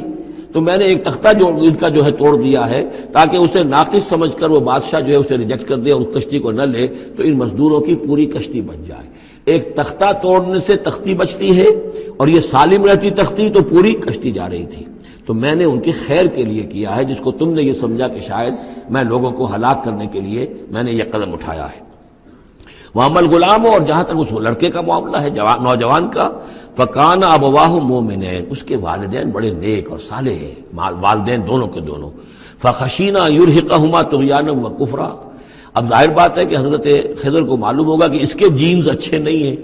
بڑے شرارتی قسم کے جین اس کے اندر ہیں، اور یہ جب جوان ہوگا تو یہ آوارہ ہو کر اٹھے گا اور بہت سخت ہوگا اور اپنے والدین کے لیے سوہان روح بن جائے گا. یرہقہما طغیانا و کفرا، ناشکری اور زبردستی کر کے ان کو عاجز کرے گا، ستائے گا.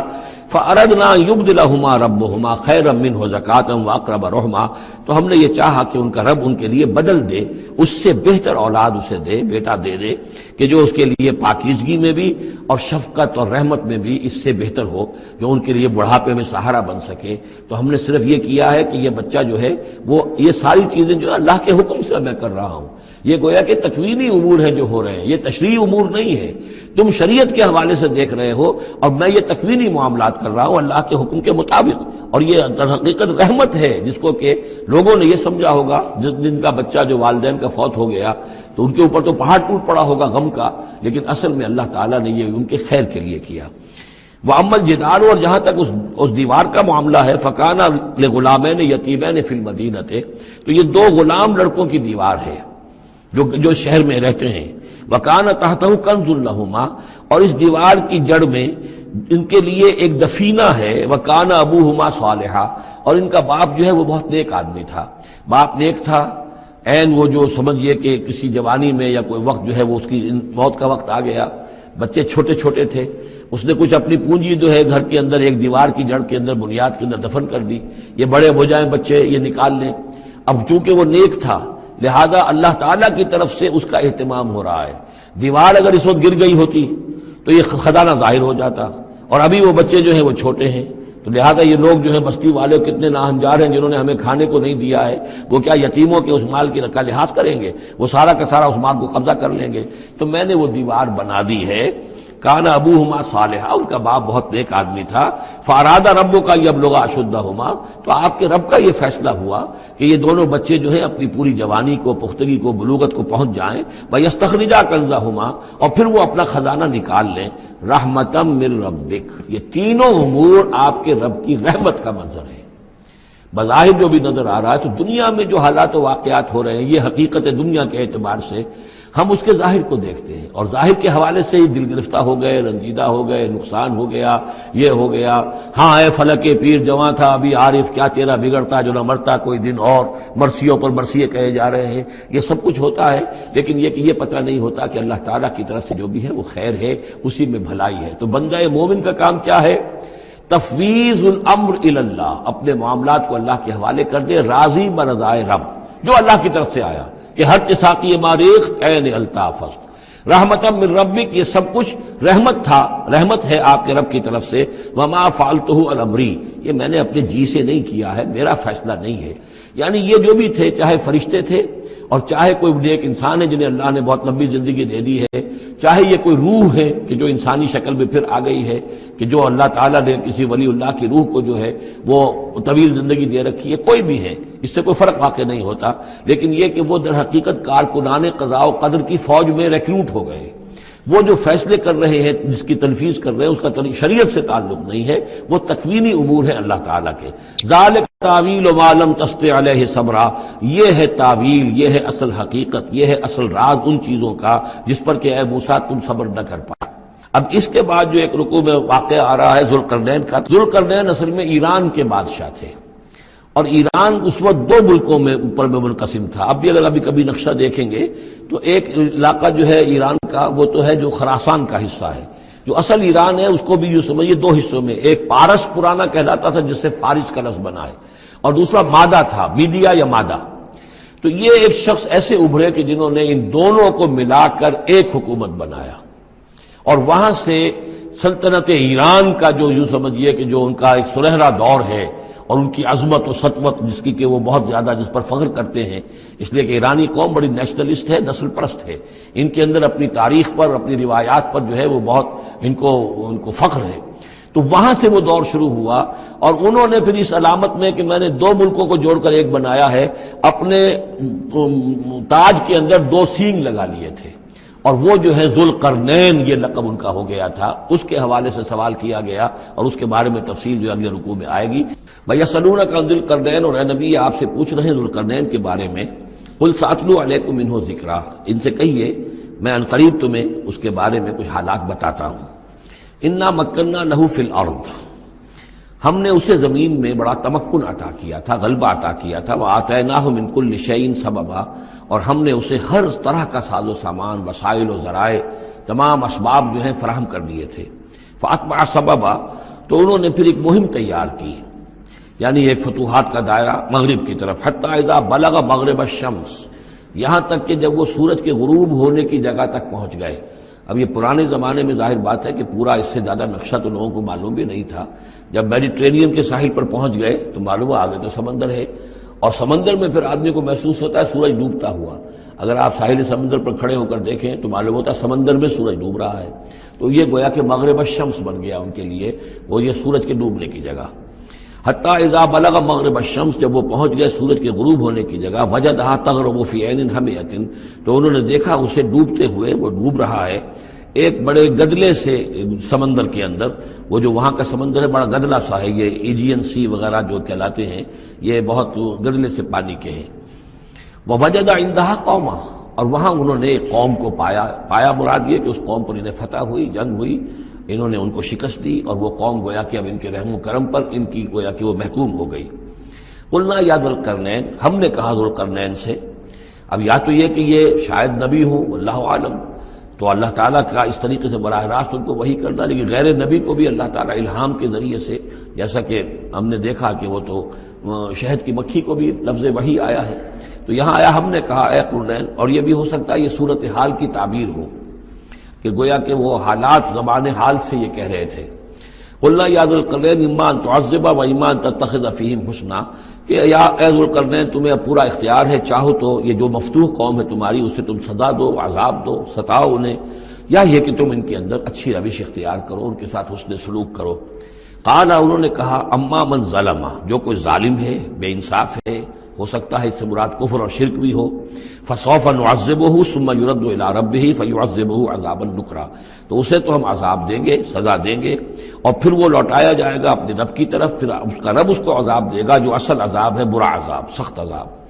وَأَمَّا مَنْ آمَنَ وَعَمِلَ صَالِحًا، اور جو لوگ ایمان لائیں گے اور یقین کریں گے حقائق پر، اللہ کو مانیں گے، وَعَمِلَ صَالِحًا، اور نیک عمل کریں گے، فَلَهُ جَزَاءً الْحُسْنَى، تو اس کو ہم اچھا بدلہ بھی دیں گے، وَسَنَقُولُ لَهُ مِنْ أَمْرِنَا يُسْرًا، اور اس سے ہم اپنے معاملے میں بھی نرم بات کریں گے، یعنی یہ کہ ان سے ٹیکس اگر لینے ہیں تو نرمی کے ساتھ لیں گے، جو مفتوحہ ممالک کے ساتھ معاملہ ہوتا ہے تو ہم ان کے ساتھ نرمی کا سلوک کریں گے جو ایمان لے آئیں گے۔ ثم اتبع سبابا، مغرب کی طرف سے فارغ ہو کر پھر اب یہ مشرق کی طرف گئے، پھر انہوں نے ایک اور مہم کا بندوبست کیا، حتی اذا بلغ مطلع الشمس، یہاں تک کہ جب وہ سورج کے طلوع ہونے کی جگہ تک پہنچ گئے۔ اب یہ جہاں تک تاریخی طور پر ثابت ہے وہ صرف مکران کے علاقے تک اتنی دور تک آئے ہیں، واللہ عالم، ہو سکتا ہے کہ مکران کے ساحل پر کھڑے ہو کر بھی انہیں محسوس ہوا ہو کہ بس اب یہ سورج جو ہے غروب ہو رہا ہے یا طلوع ہو رہا ہے وہاں سے، مطلع الشمس۔ تو وہاں جب پہنچے، وجدہا تطلع علی قوم لم نجعل لهم من دونہا سترا، تو انہوں نے پایا اس کو کہ وہ طلوع ہوتا ہے ایک ایسی قوم پر کہ جس کے لیے ہم نے آفتاب سے کوئی اوٹ نہیں رکھی ہے، یعنی یہاں کے جو قبائل تھے، گیڈروسیا وغیرہ یہ کہلاتا تھا اس زمانے کے اندر، یہ وحشی قبائل تھے، ان کو ابھی چھت بنانے کا فن نہیں آیا تھا، یعنی گھر جو ہوتے تھے وہ صرف دیواریں کھڑی ہوتی تھی، کہ جو خالی پلاٹ ہے زمین کا اس میں یہ دیوار کھڑی ہے، یہ میرا گھر ہے تمہارا گھر ہے، لیکن گھر میں چھت وغیرہ کا بھی کوئی تصور ان کے ہاں نہیں تھا۔ ظاہر بات ہے کہ چھت ڈالنا جو ہے یہ تو ایک تمدن کے ارتقاء کے دور کی علامت ہے، تو وہ بغیر کسی سورج کے سائے کے وہ اپنی زندگی گزارتے تھے۔ کذالک، ایسا ہی ہوا وہاں بھی، یعنی جو پہلے ہوا تھا کہ یہاں بھی معاملہ وہی ہوا کہ اللہ تعالیٰ نے اختیار مطلق انہیں دیا، فتح دی، لیکن انہوں نے یہاں بھی یہی کہا کہ جو نیک لوگ ہوں گے ان کے ساتھ ہم نرمی کریں گے اور جو شریر ہوں گے ان کو سخت سزا دیں گے۔ وقد احطنا بما لدیہ خبرا، اور ہمیں پوری طرح معلوم ہے کہ جو وہاں اس کی خبر ہوئی اور جو بھی حالات وہاں گزرے، جو ماجرا وہاں ہوا۔ ثم اتبع سببا، اب یہ تیسری آ رہی ہے، ثم اتبع سببا، پھر اس نے ایک اور مہم تیار کی، یہ شمالی مہم ہے۔ حتی اذا بلغ بین السدین، یہاں تک کہ جب وہ دونوں پہاڑوں کے درمیان پہنچ گئے، دو دیواروں کے درمیان پہنچ گئے۔ حتی اذا بلغ بین السدین، جبکہ یہ پہنچے ان دونوں دیواروں کے درمیان، وجد من دونہما قوما، تو انہوں نے پایا ان دونوں کے ورے ایسے لوگوں کو، لا یکادون یفقہون قولا، یہ لوگ بھی ایسے تھے غیر متمدن، کوئی بات سمجھتے نہیں تھے، یعنی زبان ایسی ہوگی کہ جو ان کی سمجھ میں نہیں آ رہی تھی، لیکن یہ کہ کسی نہ کسی ذریعے سے انہوں نے اپنا ایک مطلب، اپنی ایک عرضداشت پیش کی۔ قالوا یا ذا القرنین، انہوں نے کہا کہ اے ذو القرنین، ان یاجوج و ماجوج مفسدون فی الارض، یاجوج اور ماجوج جو قومیں ہیں یہ زمین میں بہت فساد مچانے والی ہیں. فہل نجعل لک خرجا، تو کیا ہم آپ کے لیے ایک سالانہ خراج مقرر کر دیں، الا ان تجعل بیننا و بینہم سدا، اس کے عوض کہ آپ ہمارے اور ان کے درمیان ایک سد تعمیر کر دیں، ایک دیوار حائل کر دیں کہ وہ ہم پر حملہ آور نہ ہو سکے، یعنی درے کو بند کر دیا جائے. یوں سمجھیے جس اصول پر کہ آج کل ڈیم بنتے ہیں. ڈیم کیا ہے کہ ایک پہاڑی سلسلہ یوں آ رہا ہے، ایک پہاڑی سلسلہ یوں آ رہا ہے، دریا درمیان میں سے گزر رہا ہے، آپ نے گزرگاہ پر ایک دیوار کھڑی کر دی تو یہ گویا کہ ایک آرٹیفیشل لیک کریٹ ہو گئی، پانی یہاں جمع ہو رہا ہے. تو اگر پہاڑی سلسلے دو چل رہے ہوں، ان کے درمیان جو راستہ ہے اس کو اگر بند کر دیا جائے، ایک دیوار کھڑی کر دی جائے اور اس دیوار کے مضبوط دیوار ہو، تو ظاہر بات ہے کہ پھر ادھر سے کوئی آ کر حملہ آور نہیں ہو سکتا، ان کے لیے ایک حفاظت کا سامان ہو جاتا ہے. یہاں یہ سمجھ لیجئے کہ یاجوج ماجوج سے کیا مراد ہے. حضرت یافس علیہ السلام جو تین بیٹے تھے حضرت نوح علیہ السلام کے، سام، حام، یافس. سامی نسل کے بارے میں تو ہم نے بہت کچھ سمجھ لیا کہ حضرت ابراہیم بھی سامی نسل سے تھے، پھر قوم عاد بھی سام ہی کی نسل کی ایک شاخ تھی، قوم سمود بھی اسی کی شاخ تھی. یہ تمام جو ہے یہ تو سیمیٹک ریسز ہیں. حضرت یافس کی اولاد نے یہ سینٹرل ایشین ماؤنٹینز کا جو سلسلہ ہے اس کو کراس کیا اور شمال میں چلے گئے، اور شمال میں جا کر دائیں بائیں پھیل گئے. پھر یہ میدان ہے، ٹنڈرے کے میدان اور فلانے میدان اور بڑے بڑے کھلے میدان ہیں. تو گویا کہ ایشیا کو درمیان میں جو سلسلہ کوہ تقسیم کر دیتا ہے، ایک شمالی حصہ ہے، ایک اس کے جنوبی حصہ ہے. یہ شمالی میں چلے گئے اور جا کر پھر پھیلے. پھیلنے میں وہ مشرق کی طرف آئے تو چین اور ہند چینی تک یہ ساری قومیں جو ہیں یہ یلو ریسز، یہ انہی کی نسل سے ہیں. اور مغرب میں چلے تو روس، اور روس سے ہو کر روس کے ساتھ ملتا ہوا علاقہ اسکینڈینیوین کنٹریز کے ساتھ، پھر وہاں سے وہ اتر کے اور یورپ کے بھی جو یہ مغربی ممالک ہیں، اینگلو سیکسنز جو ہیں، یہ بھی در حقیقت اسی سے اسکینڈینیوین کنٹریز سے اترے ہوئے لوگ ہیں. تو یوں سمجھ لیجئے کہ ویسٹرن یورپ اور ایسٹرن یورپ کا بھی خاص طور پر شمالی علاقہ، اور پورا یہ روس کا علاقہ، اور پورا صحرائے گوبی، اور پورا چین، اور وہاں تک جو ہے ہند چینی تک، یہ یافس کی نسل ہے. یافس کے جن بیٹوں کے نام تورات میں آئے ہیں، کئی نام ہیں، وہ کوئی ایک دو نہیں، ان میں گوگ اینڈ میگوگ بھی ہے، توبال بھی ہے، موسک بھی ہے. موسک ایک شخص کا نام ہے، اور ماسکو ہو سکتا ہے کہ اسی نے آباد کیا ہو اور وہیں سے وہ نام بنا ہو. توبال اور بالٹک سی جو ہے اس ایریا کے اندر جو ہے بالٹک سٹیٹس، توبال ان کے ایک بیٹے کا نام تھا. یہ تورات کے اندر نام دیے گئے ہیں. گوگ اینڈ میگوگ، یاجوج ماجوج، یہ بھی انہی کے بیٹوں کے. یہ تمام اقوام جو ہے یہ وحشی ہیں، اور یہ تاخت و تاراج کرنا، لوٹ مار کرنا، یہ ان کا طریقہ ہے، اور ان کا ہے ذکر جو یہاں پر ہو رہا ہے. یہ جو سیلاب آیا تھا، کولونیل سیلاب جو ہم پر آیا تھا، جس میں کہ یہ اینگلو سیکسنز تھے، یہ سب کے سب جو ہیں یہ اسی نارڈک ریسز سے ہیں. یہ بھی یاجوج اور ماجوج کی نسل ہیں. ایک سیلاب ان کا آ چکا ہے جو آیا تھا یورپ سے نکل کر، یہ کولونیل سیلاب آیا اور پوری دنیا کے اوپر چھا گیا تھا. ایشیا اور افریقہ کو انہوں نے فتح کیا، کولونائز کیا. اب اگرچہ ان کی وہ بساط ایک دفعہ تو لپیٹ دی گئی ہے، وہ واپس چلے گئے ہیں. انڈائریکٹلی ہم پر حکومت کر رہے ہیں. ابھی ان کے جو ملٹی نیشنلز ہیں ان کے ذریعے سے، یا بینکوں کے ذریعے سے، IMF کے ذریعے سے، ورلڈ بینک کے ذریعے سے انڈائریکٹ حکومت ہے جو نیو ورلڈ آرڈر ہے. لیکن یہ ہے کہ ابھی ایک اور جو سیلاب ان کا آنے والا ہے وہ آتا ہے احوال قیامت کے معاملات میں. آرمگڈون کے بعد جب حضرت مسیح علیہ السلام کا نزول ہو چکے گا اور یہودیوں کا خاتمہ ہو چکے گا، اور پھر یہ کہ تمام جو عیسائی ہیں وہ مسلمان ہو جائیں گے، عیسائیت ختم ہو جائے گی حضرت مسیح علیہ السلام کے آنے کے بعد، اور مسلمان اور عیسائی مل کر ایک ملت بن جائیں گے، سب مسلمان ہوں گے. اس کے بعد آخری سیلاب پھر آنا ہے جو اس کے خلاف، وہ احادیث میں آتا ہے، پھر وہ یاجوج اور ماجوج کا ہوگا. اور میرے نزدیک یہ یاجوج اور ماجوج جو ہے وہ ایسٹرن علاقے سے آئیں گے، چائنا وغیرہ سے، ہند چینی سے.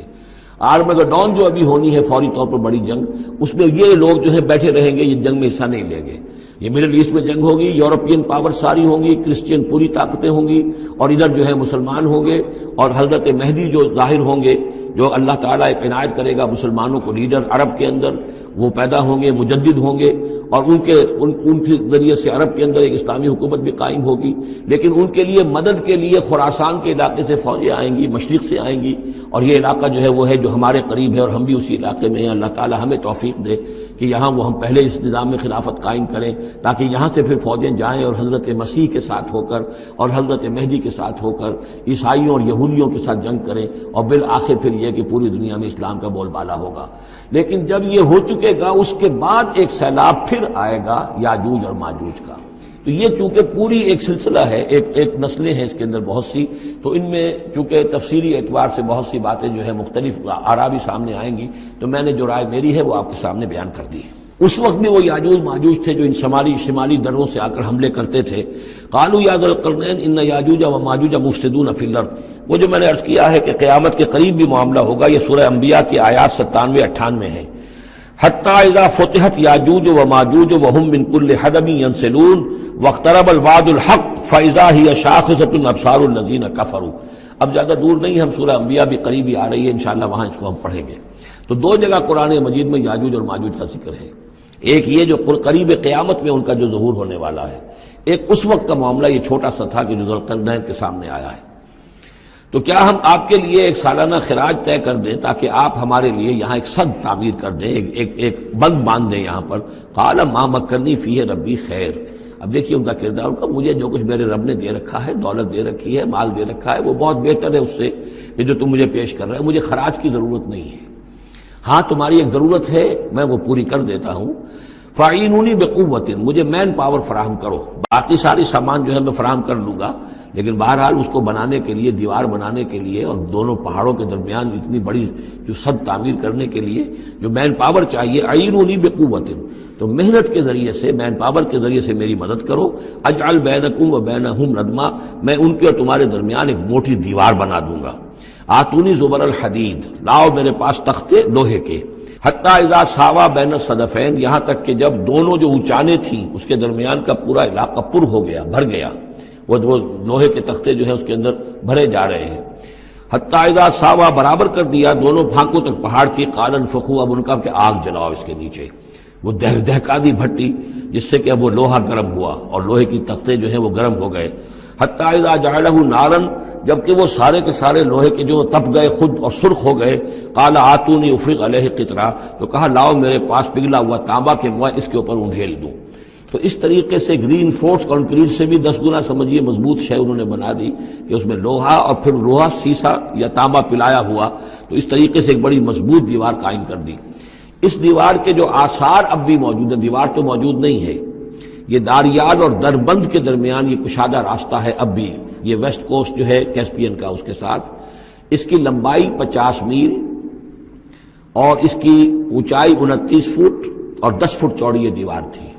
جو اس وقت بنی ہے، یعنی جس طریقے سے کہ بنتے ہیں بڑے بڑے بند، ان سے بھی بڑی یہ تھی سد تعبیر کی گئی۔ السد العالی کہلاتا، اسوان ڈیم جو ہے جو مصریوں نے بنایا تھا، بہت بڑا ڈیم، السد العالی، اونچی دیوار۔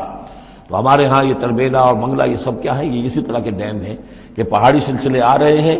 دریا جا رہا تھا، وہاں آپ نے دیوار کھڑی کر دی، پانی رک گیا اور وہ جھیل بن گئی۔ فمستطاعوا ان یظہروہ، تو انہوں نے کہا کہ اب یہ لوگ نہ تو یہ اس کے اوپر سے آ سکیں گے، اس کو نہ چڑھ سکیں گے، وما استطاعوا لہ نقبا، نہ اس میں کوئی سوراخ لگا سکیں گے، نقب لگا سکیں گے۔ قال ھذا رحمۃ من ربی، یہ سب اتنا بڑا کارنامہ کر کے بھی انہوں نے کہا یہ سب رحمت ہے میرے رب کی طرف سے، میرا کوئی کمال نہیں، یہ سب اللہ کی طرف سے ہے۔ فَإِذَا جَاءَ وَعْدُ رَبِّي، اور جب میرے رب کا وعدہ آئے گا، جَعَلَهُ دَكَّا، وہ اس پوری دیوار کو جو ہے ریزہ ریزہ کر دے گا، ختم ہو جائے گی دیوار۔ اب وہ دیوار وہاں موجود نہیں ہے، وہ ختم ہو چکی ہے امتداد زمانہ سے، اب اس کے کوئی آثار باقی نہیں رہے، بس آثار معلوم ہو جاتے ہیں کہ یہاں وہ دیوار ہوتی تھی جس سے یہ میں نے ڈائمنشنز آپ کو دیے ہیں۔ وَكَانَ وَعْدُ رَبِّي حَقًّا، اور میرے رب کا وعدہ جو ہے وہ حق ہے، سچ ہے، پورا ہو کر رہے گا۔ وَتَرَكْنَا بَعْضَهُمْ يَوْمَئِذٍ يَمُوجُ فِي بَعْضٍ، اب جب یہ وقت آئے گا اللہ تعالیٰ کا قیامت کا وقت، تو ہم چھوڑ دیں گے اس روز ان کو، یہ ایک دوسرے میں گتھم گتھا ہو جائیں گے۔ یہ جو کچھ ہونے والا قرب قیامت سے پہلے جس قسم کے لشکر آنے ہیں اور جیسی جنگیں ہونی ہیں،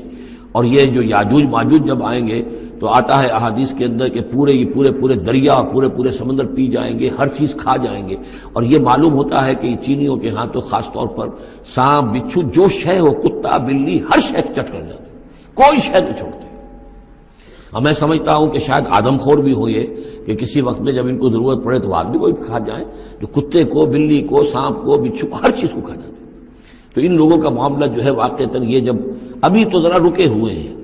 کنٹینڈ ہے ایک طرح سے، لیکن ایک وقت میں ان کا بند کھلے گا۔ اور چونکہ پھر یہ جو ہے تمام چاروں طرف ان کے پہاڑ ہیں، ہر پہاڑ کی اونچائی پر سے من کل حدب ینسلون، نیچے اترتے ہوئے نظر آئیں گے۔ اور یہ نقشہ بعین ہی اسی طرح اخبارات میں آیا تھا جب 62 میں وار ہوئی ہے نیفا میں، جو ہندوستان کا مشرقی جو علاقہ تھا جہاں کے چین اور بھارت کی جنگ ہوئی ہے،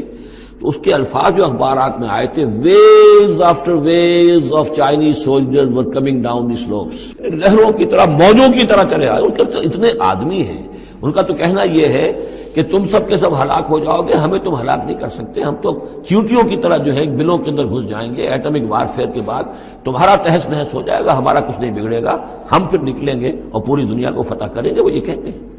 اور معلوم ہوتا ہے کہ واقعتاً آخری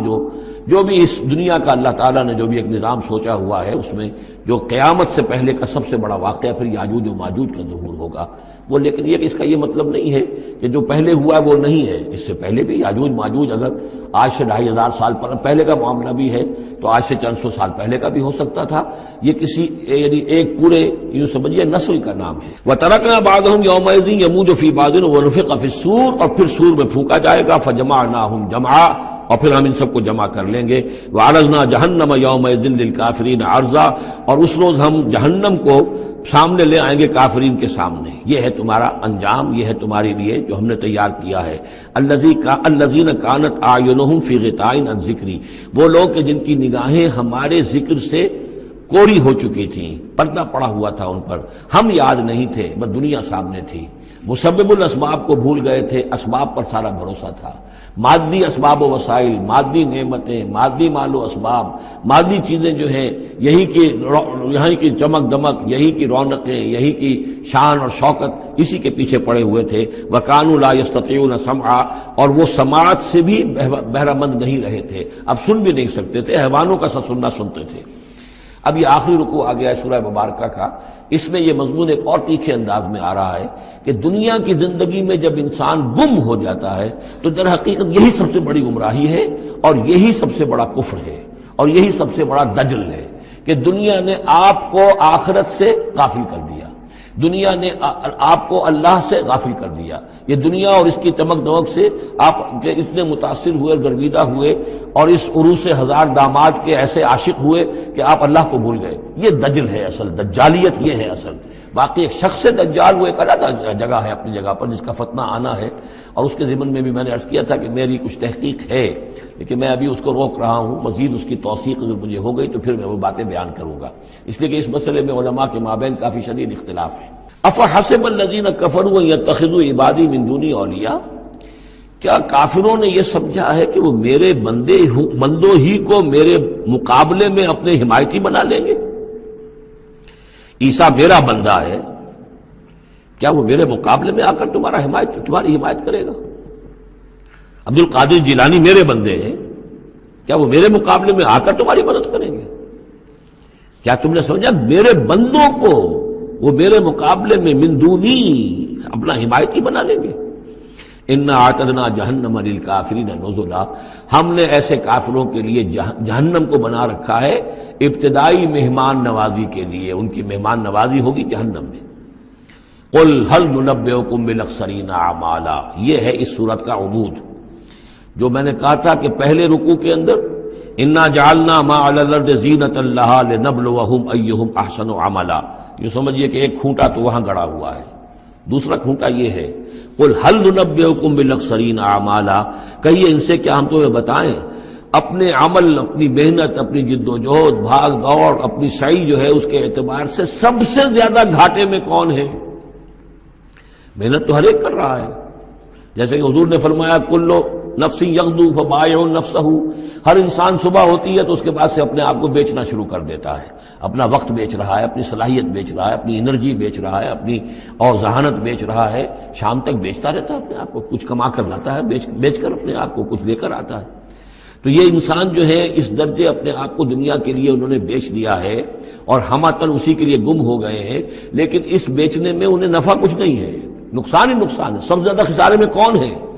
الذین ضل سعیہم فی الحیات الدنیا، جن کی بھاگ دوڑ سعی و جہد دنیا ہی میں گم ہو کر رہ گئی، آخرت مطلوب ہے ہی نہیں. وہ تو ایک ضمیمہ سا لگا ہوا، مسلمان ہے، سنا ہے والدین سے روزہ رکھنا اچھا کام ہے، روزہ فرض ہے، روزہ رکھ لیا ہے، مطلوب کیا ہے آپ کا؟ اصل بات تو یہ ہے. جو ضرب سلام میں نے کل نوٹ کرایا تھا سورہ بنی اسرائیل میں، من کان یرید العاجلۃ عجلنا له فیہا ما نشاء لمن نرید ثم جعلنا له جہنم یصلاها مذموما مدحورا ومن اراد الآخرۃ وسعى لها سعیها وهو مؤمن فاولئک کان سعیهم مشکورا۔ طالب دنیا ہو یا طالب آخرت، تو طے یہ کرو، طالب دنیا طالب آخرت کے لیے بھی اللہ تعالیٰ کلن نمد ہؤلاء وہؤلاء من عطاء ربک، دنیا میں اسے ہمیں رکھنا ہے، کھانے پینے کا بندوبست کرے گا،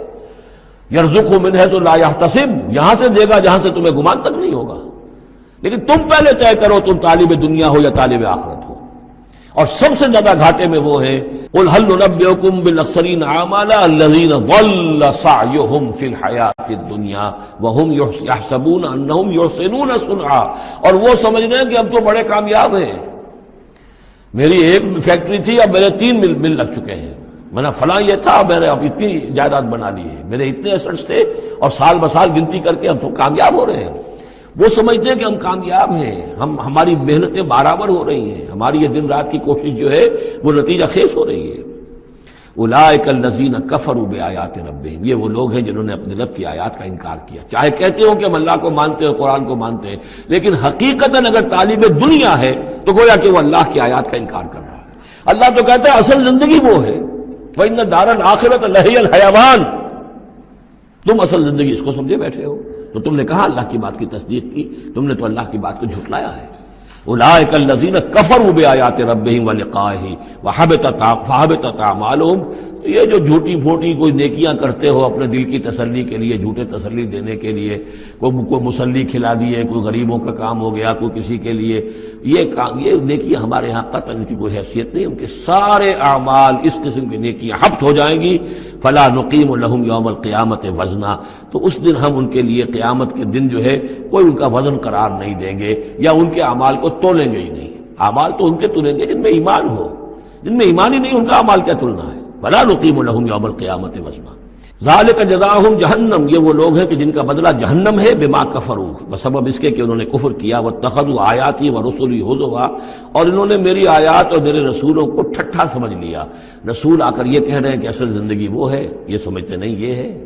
مان لیا ہوگی آخرت، چلو دیکھا جائے گا، کچھ نہ کچھ تو ہے نا، کچھ نیکیاں بھی ہم نے کر رکھی ہیں اور کچھ بہرحال ہمارے بچانے والے بھی ہیں، ہم سب بھی جو ہیں آخر حضور نے شفاعت ہماری کری دینی ہے۔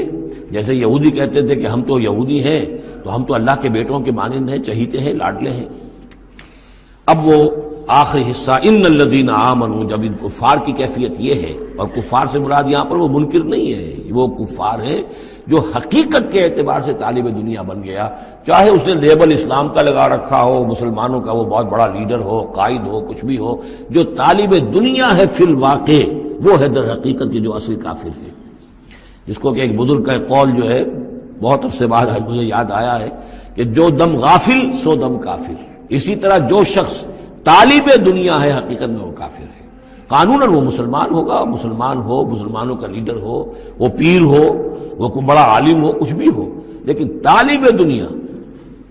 اصل طالب دنیا کا ہے یا آخرت کا، یہ طے کرنے والی بات ہے۔ ان الذین آمنوا وعملوا الصالحات کانت لہم جنات الفردوس نزلا، اس کے برعکس وہ لوگ جو ایمان لائے اور جنہوں نے نیک عمل کیے، ایمان کے سارے تقاضوں کو بھرپور طور پہ ادا کیا، یہ وہ لوگ ہوں گے جن کے لیے ٹھنڈی چھاؤں والے باغات ہوں گے، ان کے وہاں پر مہمان نوازی نزل ہوگی، نزل ابتدائی، بڑی اونچی جو ہے اس کائنات کے اندر گیلیکسیز ہیں، کہاں کہاں پہ جنتیں ملے گی، اہل جنت کو اس کا آپ تصور بھی نہیں کر سکتے۔ اس میں تو یہاں تک آتا ہے کہ ایک اوپر کے درجے والے کو نیچے درجے والا جنتی ایسے دیکھے گا جیسے تم زمین پر بیٹھ کے ستاروں کو دیکھتے ہو۔ یہ پوری کائنات آخر کس لیے بنائی ہوئی اللہ نے؟ کتنے اور سیارے ہیں اور کتنی اور جگہیں ہوں گی، کہاں کہاں اللہ تعالیٰ جو ہے جنتیں دے گا، لیکن پہلی نزول جو ہے یہی ہونا ہے، اسی زمین پر، قصہ زمین برسر زمین۔ خالدین فیہا، اس میں وہ ہمیشہ ہمیشہ رہیں گے، لا یبغون عنہا حولا، اور ان کے لیے اور پھر وہ نہیں چاہیں گے کہ اس سے ان کو کہیں اور بھیج دیا جائے، یعنی یہ کہ جنت ایسی جگہ نہیں ہے جہاں جی اکتا جائے۔ آپ دنیا میں تو اچھی سے اچھی جگہ کا تصور کریں، مستقل رہنا پڑے گا تبھی تو اکتا جائے گی۔ کشمیر میں جو رہتے ہیں ان سے پوچھئے کہ کیا وہاں خوبصورتی انہیں تو نظر نہیں آتی، سوئٹزرلینڈ والوں سے پوچھئے کہ یہاں کے بہت خوبصورتی ہے، انہیں تو کہیں نظر نہیں آتی، ان کے لیے تو مصیبت ہی مصیبت ہے، ہر وقت برف کے طوفان ہیں اور یہ ہے اور وہ ہے، لیکن یہ کہ ہمارے لیے تصور اور ہے۔ بدترین جگہ بھی دنیا کے اندر جو ہے وہ ایسی ہے کہ جہاں تھوڑی دیر کے لیے آدمی جائے گا تو وہاں اسے کچھ چینج کی وجہ سے کچھ ریکریشن ہو جائے گی، لیکن زیادہ دیر ٹھہرنا پڑے گا تو مصیبت ہو جائے گی۔ اب بہترین جگہ بھی وہ ہے کہ جہاں مستقل رہنا پڑا تو پھر یہ کہ وہ اس کے لیے بور ہو جائے گا وہ، لیکن جنت ایسی جگہ ہے کہ وہاں سے پھر آدمی کہیں ٹلنا نہیں چاہے گا۔ دو آخری وہ آیات، اب یہ پھر توحید کے دو بہت بڑے خزانے۔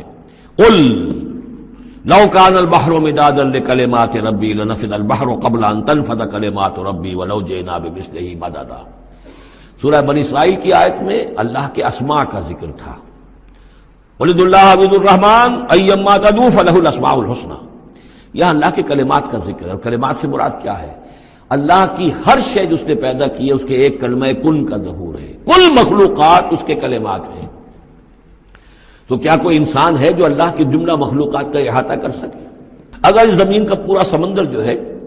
وہ سیاہی بن جائے اپنے رب کے کلمات کو لکھنے کے لیے، سمندر ختم ہو جائے گا لیکن اللہ کے کلمات ختم نہیں ہوں گے، چاہے اتنی ہی اور بھی اس کے لیے سمندر لے آئیں سیاہی بنا کر۔ ایک اور جگہ بھی مضمون یہ آیا ہے کہ تمام زمین کے جتنے بھی درخت ہیں وہ قلم بنا لیے جائیں، اور جتنے سمندر ہیں اور ان کو 7 گنا سمندر بنا دیا جائے، اور وہ تمام قلم جو ہے لکھنے لگے اللہ کے کلمات کو نہیں لکھ سکتے۔ وہ سمندر ختم ہو جائیں گے، سیاہی ختم ہو جائے گی، اقلام ختم ہو جائیں گے۔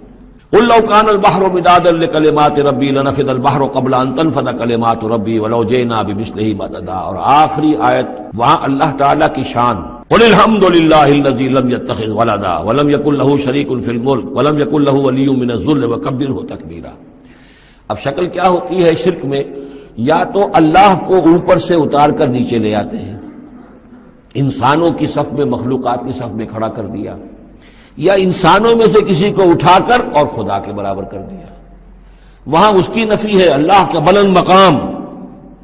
یہاں انسانوں کو کہیں خدا کے برابر شریک نہ کر دو، تو یہاں فرمایا قل انما انا بشر مثلکم، اے نبی کہہ دیجئے میں بھی تمہاری طرح کا ایک انسان ہوں۔ یوحی الی انما الہکم الہ واحد، مجھ پر وحی کی جا رہی ہے کہ تمہارا الہ ایک ہی الہ ہے، اکیلا ہے۔ فمن کان یرجو لقاء ربہ، تو دیکھو جو کوئی بھی اپنے رب سے ملاقات کا امیدوار ہو، فلیعمل عملا صالحا، اسے عمل کرنے چاہیے نیک، ولا یشرک بعبادت ربہ احدا، اور اپنے رب کی عبادت میں کسی کو شریک نہیں کرنا چاہیے۔ عبادت خالص اللہ کی ہو، توحید عملی، لا تعبدوا الا ایاہ، قضى ربک الا تعبدوا الا ایاہ وبالوالدین احسانا۔ یہ کہ جیسے حضرت مسیح کو خدا بنا دیا یا فرشتوں کو خدا کی بیٹیاں بنا دیا، یہی کچھ ہوتا ہے۔ قل انما انا بشر مثلکم یوحی الی انما الہکم الہ واحد فمن کان یرجو لقاء ربہ فلیعمل عملا صالحا ولا یشرک بعبادت ربہ احدا۔